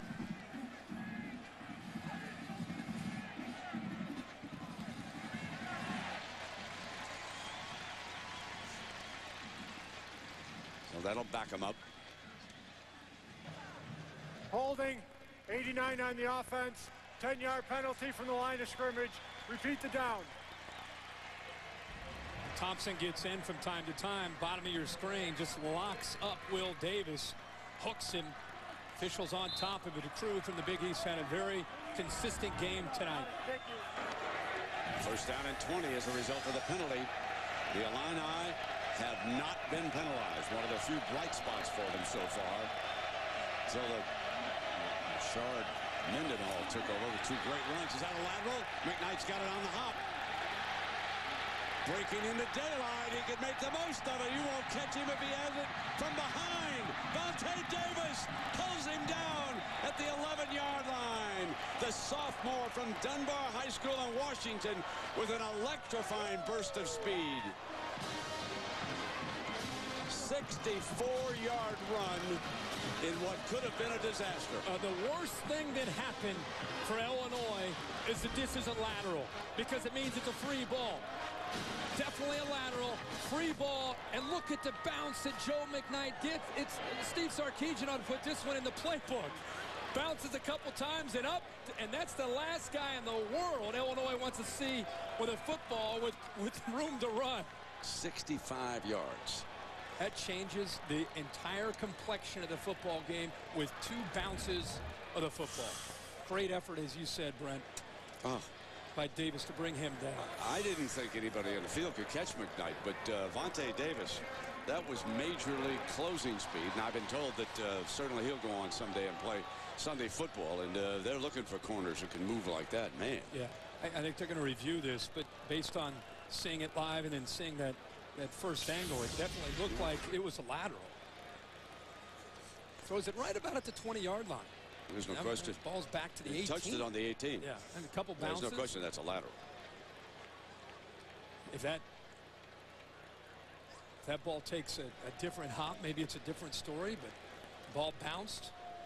McKnight, second time we've seen him instinctively chase the ball down and have a chance to make a play. This time, a huge play for USC.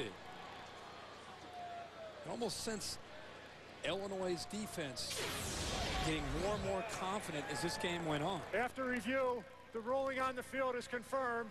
The pass was backward. Illinois will be charged their first team timeout. Is the right call and a quick call from upstairs in the replay booth. And there's the young man who saved the touchdown. Joe McKnight said there weren't too many fellas down at Louisiana High School from behind like that. Oh man, he's got to be winded with that. That was a sprinter's burst. Sure was.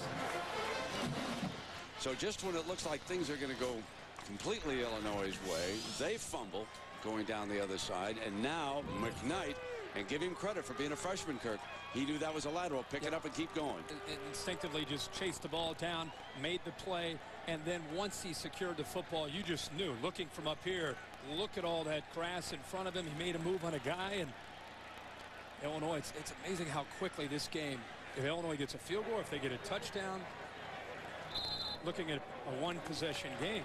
And now, on the verge of it being possibly 28-10. Chauncey Washington, the tailback, revealing the fullback. John David Booty going to throw an incomplete. And it makes it second down and 10. And John David is 17 of 27 for 158 yards. He has a touchdown and an interception. Time Steele staying with Havili. Continue to talk about how SC wants to attack Steele and Lehman and Miller. Not so much against the run, but trying to make them defend the pass. That time Steele step for step. Here's Walker. Washington.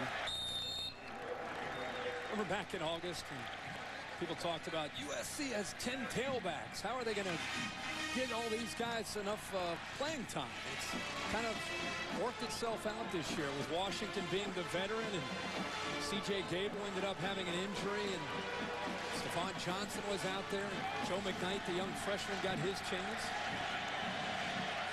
3rd and 6.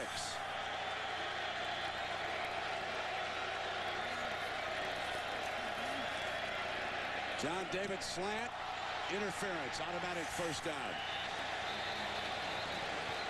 It's a good call. Thomas got there just a split second before the football. He definitely interfered with Hazelton. There's the freshman. He was beaten a little bit on the inside and got real aggressive as they ran that quick slant. Pass interference, number 14 on the defense. The penalty occurred in the end zone. By rule, the ball will be placed at the 2-yard line. First down.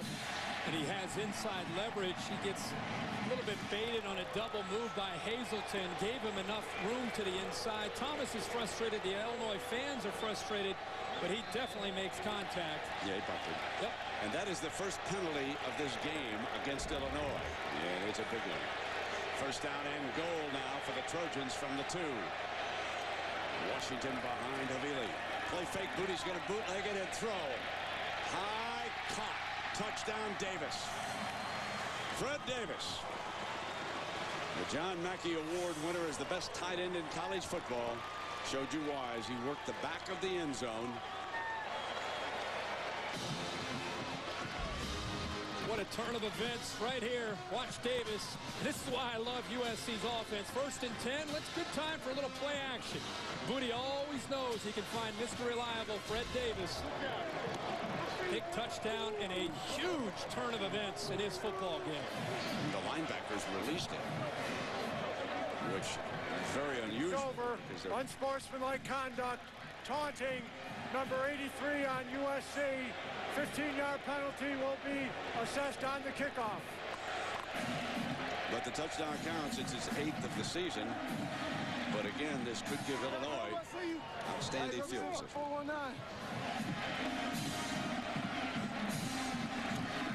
Well, the big plays 15 yards earlier to Ronald Johnson, but the 65-yard run by McKnight, that was the one that set this up, and David Beeler adds the extra point. And here is how Davis picked up. There he is. There's the penalty right there. 24 tough post-game report. We will have the trophy presentation still up for grabs. Hey, you know what? At least the Illini have come out playing hard. They were competitive. In the first half, I didn't think the offense was there. Came out, matched the intensity, a couple of bad breaks. All right, that's all coming up on the Built for Tough post-game report. Brent, back to you. All right, John, thank you very much. And, of course, the toughest break was Illinois' fumble at the goal line, and USC marches down and scores a touchdown. Ball is on the tee at the 15-yard line. Jacob Willis and Aurelius Ben back deep for the Illini. They could wind up with excellent field position here to start. Ben, great kickoff by Beeler. Drove him inside the 5-yard line, and here comes the freshman. And they light him up. That special team, they get a lot of their great athletes coming downfield, and this spring returned to Augusta for the majesty and the splendor and the tradition of one of the world's great events. First and second round coverage of the Masters on ESPN coming in April. I must tell you that down on the field here, Kirk, before the game, the Rose Bowl is beautiful. Plainsboro said, you know, the last time I saw anything in this good a shape when it comes to grass was down at Augusta. This is unbelievable. This is the most beautiful field every single year. I think these players must feel a little guilty playing on it. I mean, it's a fairway. Fast track. First down and 10.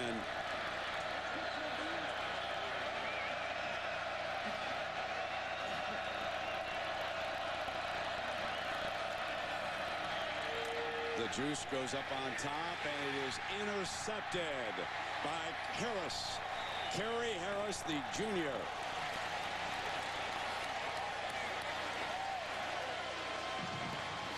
And that's the downside of getting down with a zone read offense. 28-10. First 2 drives were magical for Ron Zook to get back into this game and have a chance to get back in. SC, as always, brings the pressure, and it's just miscommunication. Juice Williams is throwing the ball to the outside, but because Harris forces Cumberland back to the inside, I think it disrupts the timing and the rhythm between Juice Williams and Jeff Cumberland, who, remember, has played tight end most of the year until he moved back to wide receiver. And that time, maybe not the sharpest, most crisp route that time, and the interception, big play by Kerry Harris. His first interception of the season. 5 minutes remaining in the third quarter. Booty incomplete.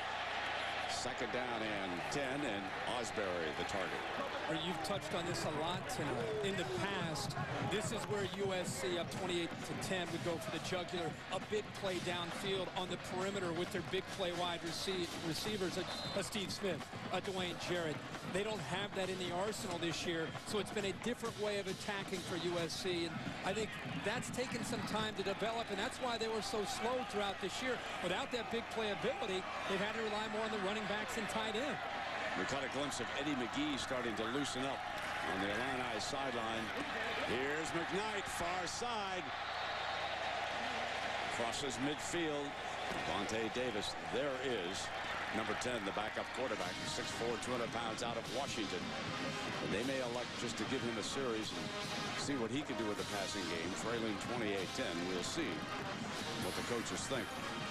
He's very experienced this year. A lot of reps. Juice Williams took control of this team late in the year, and McGee's reps have dwindled, but he's still very capable of throwing the football. Now it is up to the Illini defense. Play action. Wide open. Havili, jet fullback. And he crosses to the 13-yard line. Havili and Davis, they are the heart of this passing attack. 36 more yards. Play action, freezes the linebackers, freezes the safety that time, Mitchell, and gives the quarterback, Booty, a beautiful avenue to throw the football right behind the safety, Mitchell, who is out of position, having to respect the play action that time to Joe McKnight. 1st and 10 for Booty and the Trojans.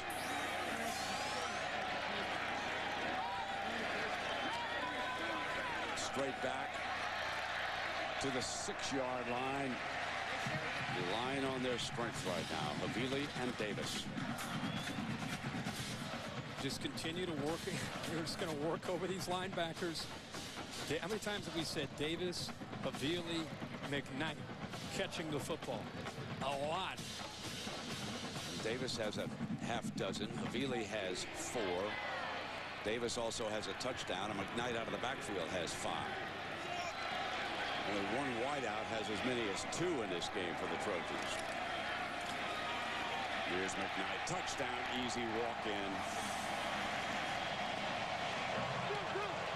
What a career at tailback U that young man, Joe McKnight from River Ridge, Louisiana, is going to have.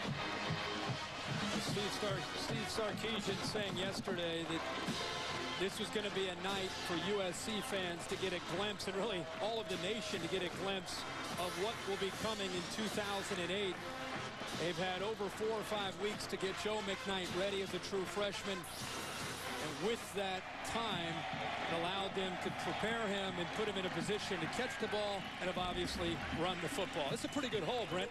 I'm going to put you down there for this one, baby. Yeah, that's a touchdown. A slow old man like me. Got the Jets there. Left side. Look at him. I mean, he didn't have to accelerate to get in. So it is the program continuing here at USC.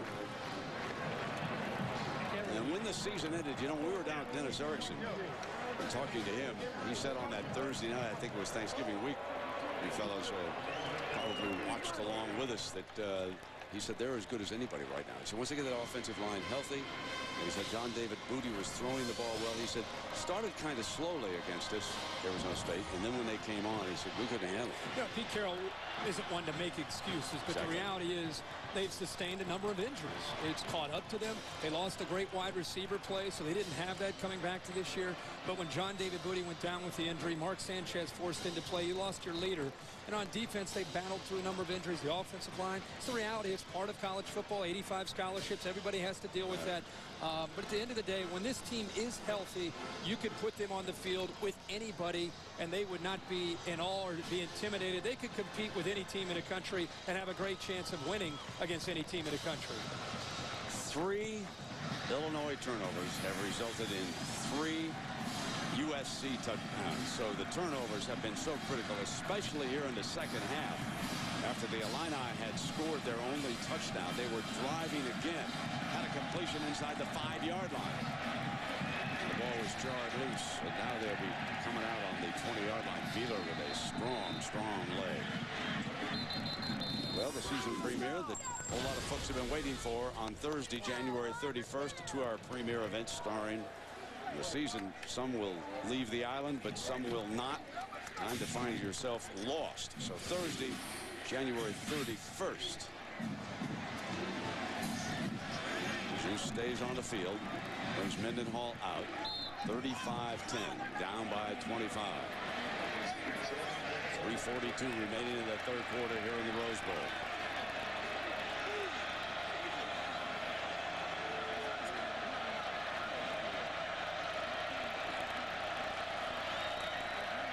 Sets the screen with Mendenhall, and Cushing blew that play up. Jackson cleans up on it, but it was Cushing who read the screen and blew it up. We were just talking about the injuries this team sustained. Brian Cushing's had to deal with the left ankle that has slowed him most of this year. He's the best football player on this defense when you talk to the coaches and you really find out everything that he does, not just athletic ability, but understanding of the defense, the experience, just a football player. That's Brian Cushing. And then seeing him tonight healthy, you understand why the coaches feel that way. I'll get another nominee for that here in a moment. Juice strike to Ben, the freshman. Picks up a first down. I will tell you that the unsung hero, even though he was honored as the defensive player of the year, is Cedric Ellis, the nose man. Frequently double teamed, occupies two people, leaves lanes for blitzers. What did he tell us? He said, I'm battling two guys down there. He's beating on me to battle. All of a sudden, phew, 58 goes right by me. And then I'm going to counter with Ray Maluga. I mean, he just keeps going on and on with this defense. Here's Rashard Mendenhall looking for daylight. It had been whistled down. I heard the whistle, so Mendenhall is down on the play. Thomas Williams is there again. It's a nice read here by Juice Williams. Illini not going away, continuing to fight. The big difference we've seen here when they've been able to break some runs is the perimeter blocking. Ron Zook walking off at halftime told Lisa Salters, we've got to do a better job of blocking on the edge with our wide receivers against their secondary. They're doing that in the second half. Complete. And out of bounds with Brian Campbell, one of the freshmen. When you look at Mendenhall's numbers now, 15 for 135 yards and the one big touchdown burst. So he has stepped it up here in the second half. Also breaking the school season all-purpose yards record. This guy has done it all this year for this football team.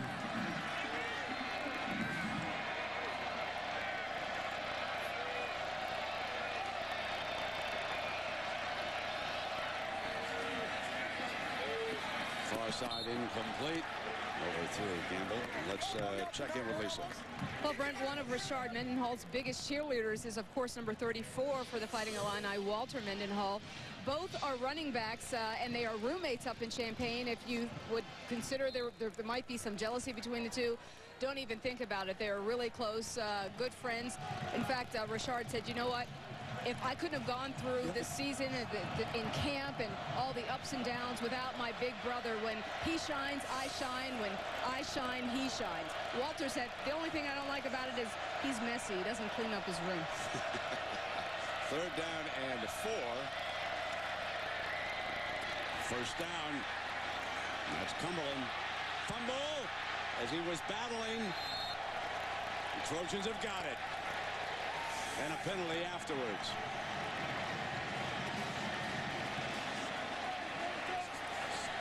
Terrell Thomas just rips the ball out of the hands of Cumberland as he's trying to fight for extra yardage.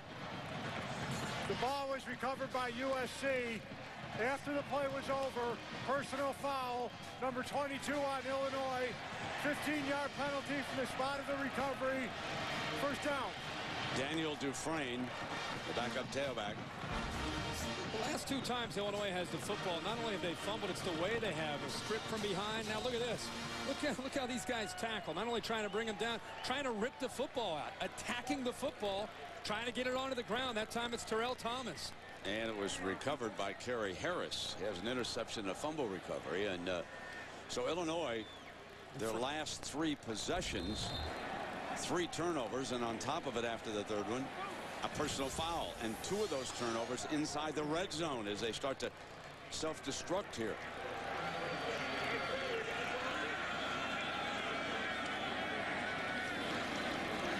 Toss play. Here's the freshman far side. McKnight for 9. Not as if USC is going to let off the accelerator here. Here's one for you, Kirk. I know how you like the dancing showdowns last. ABC Monday. Head-to-head war on the dance floor. Time to take sides, America. Dance war. Bruno versus Carrie Ann. Premieres Monday at 8, 7 Central on ABC. Is Carrie Ann the one that was the partner with the winner last few times? You tell me. I don't. Isn't she one of the judges? Oh, she's the judge. Huh? Okay. Dude, I thought you were. I don't know, buddy. I can't help you with that. You're going to have to ask your wife. Your lovely wife was here with 3 of your children. Those boys kept you active, didn't they? Oh, yeah.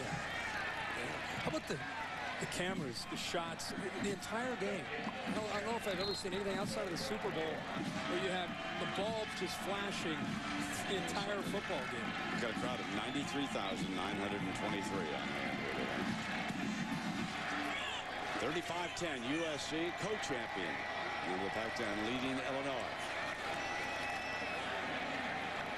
Picking up the first. So this would be back-to-back Rose Bowl titles, and there are the Mendenhall brothers over there. Richard's brother was recruited first. He came down, and then Richard followed him, and there's a very proud mama. Skokie, Illinois.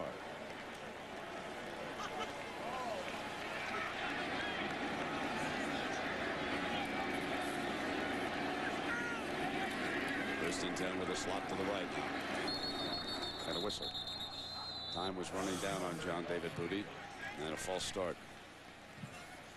Prior to the snap, false start, 79 on the offense, 5-yard penalty, remains first down. Part of why we enjoy the Rose Bowl every year is taking a glimpse at the sun setting over there in the vicinity of Hawaii about right now. Those fans so very excited about their Warriors. And here USC in the Rose Bowl leading Illinois 35-10.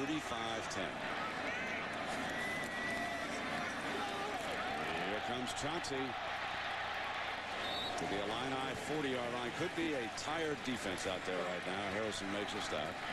When you go through a few series the way Illinois has on offense and you get down by 25 points, where it's going to show up first is the tackling of your defense. And not only are they worn out physically, this is when you start to get worn out emotionally. And you just wonder how many big plays this USC offense may have in them in the fourth quarter. Avili, the lead fullback, slipping out again, but this is Davis, the tight end, and Wilson brings him down on the 20-yard line.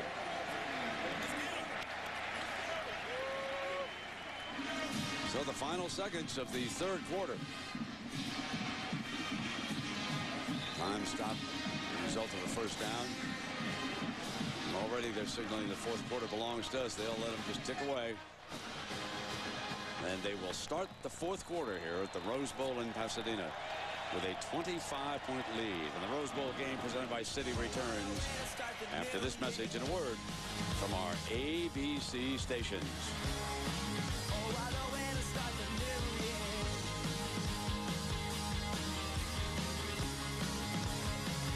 You can expect the numbers really tilted toward the left coast in this game, and takeaways. Look at that, 4 takeaways resulting in 21 points. Right. The 4 takeaways huge for USC, and also when Illinois looked like they might try to get back in and have a chance to cut within maybe making it a one-possession game, the fumble by Willis just took all the momentum away, and a big play by McKnight gave him the lead. Very patient run by Chauncey Washington that time. Waited for the hole to open over on the left side. Lehman finally bringing him down. John David Booty having a great night today. Set a Rose Bowl record for career touchdown passes. That touchdown pass to Fred Davis. 6 touchdown passes now in 2 Rose Bowl games, and still a fourth quarter to play here for the senior. Justin Sanders checks in for the Illini back into that secondary. Number 25. McKnight in as a wide receiver. Trojans spread the field. John David goes end zone grab. Touchdown, and a beauty that time by David Osbury. There's the man. Your guy. There's number 7. Continue to add to the record for John David Booty. The timing here is amazing. The ball is out of the hand by John David Booty well before Osbury made the cut, and that's what was really missing in this USC offense early. With the loss of Jarrett and Smith, they didn't have that kind of timing until late in the year, and that's a great example of the difference in this offense now from where they were early in this season. Turnovers are the story of this game. 4 times the Illini have turned it over. 4 times the Trojans have struck. You're watching ESPN on ABC.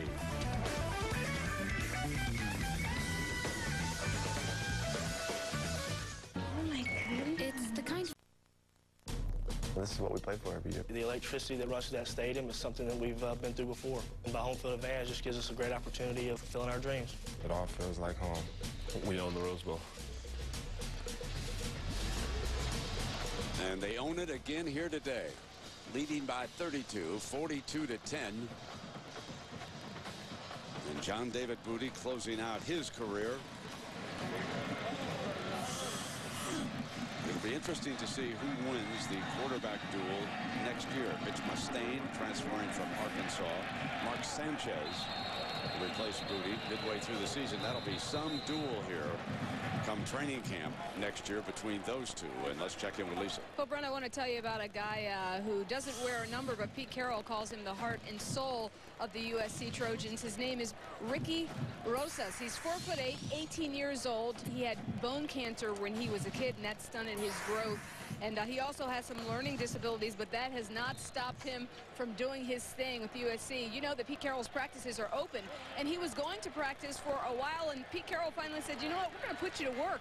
Made him the volunteer water boy, and then after a couple of months of that, Pete Carroll decided to make him the special assistant to the head coach. And, you know, when you meet this kid, you know, I met him a couple of minutes ago, and he just lights you up. And he's now a rock star because Game Day did a feature on him. And when he got off the team bus today, I tell you, it was like one of the stars of the team. You should have heard the folks cheering for the kid.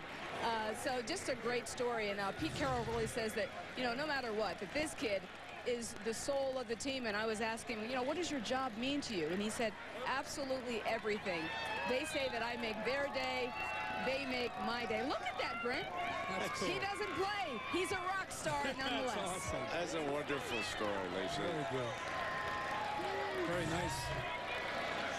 That's Pete Carroll reaching out like that. Unbelievable guy reaching out to people. He's just got it all going. Juice fires, and that one was almost picked off. Cushing had a hand in the middle of things, and now he's getting a text message that they just talked about you on TV. Let's see what I got here. Pretty soon he'll be using that to dial up recruits. Yeah. But it'll be interesting to watch what Neuheisel does against Carroll.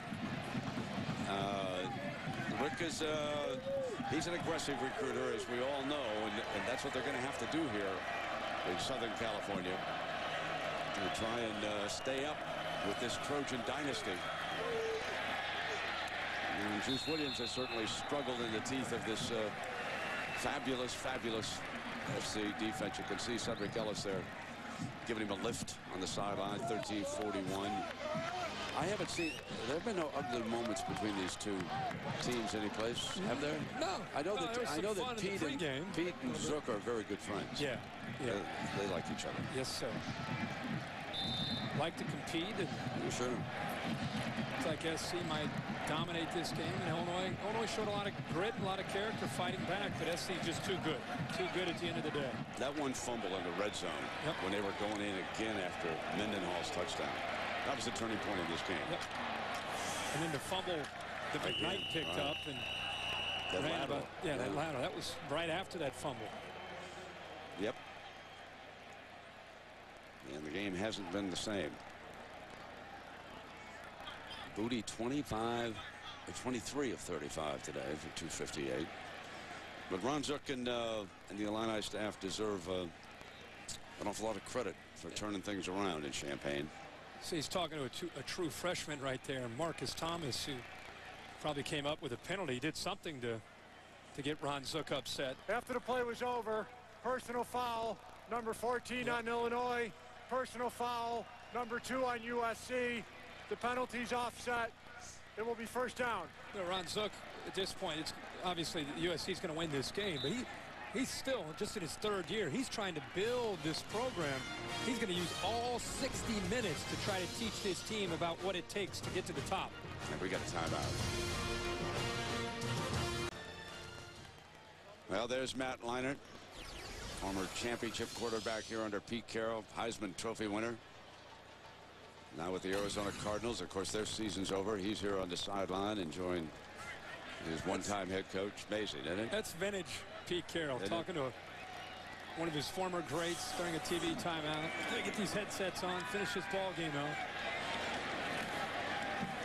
Chancey on that sideline, Chancey. Washington, when you think about Pete Carroll and his BCS bowl success, 6 consecutive, and remember, it might have been 3 straight championships if they had been able to win that great game against Texas back in 2004.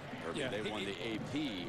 Yep. LSU actually won the BCS when they beat Oklahoma down in New Orleans. Well, he's set the benchmark right now as far as college coaches, and he's not going to go anywhere. People want him to chase him off to the NFL. He's enjoying himself too much at USC and embraced the past and built for the future. He's done a great job every year. McKnight is blown up. So Lehman comes in on him, and you know, when you think about the NFL and Pete Carroll, think about this, folks. One of the great cities in the United States, Los Angeles, for whatever reason, the NFL has not come back in here, and this is the dominant football program. I mean, USC might as well be an NFL franchise when you talk to people and all the fans and all the T-shirts and all the caps you see around Los Angeles. That's what Rick Neuheisel must work against to reestablish UCLA's winning tradition. John David Booty brings them up. Johnson and Pete Carroll is not afraid to go anywhere in the country and recruit. McKnight, he's got fellas from Michigan. He'll go back to New Jersey. Dwayne Jarrett from there. He's got a national recruiting operation centered in one of the great cities in the world. Why leave? You'd be crazy to leave this right now. That's why he won't. He'll be at USC as long as he continues to have fun. I've never seen a guy enjoy himself any more than Pete Carroll, and it affects his team and how they prepare.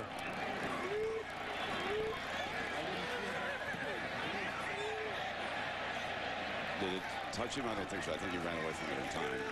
They'll take the punt right there. So Pete Carroll and the Trojans are closing in on another Rose Bowl championship. 42-10, 11 and a half to go.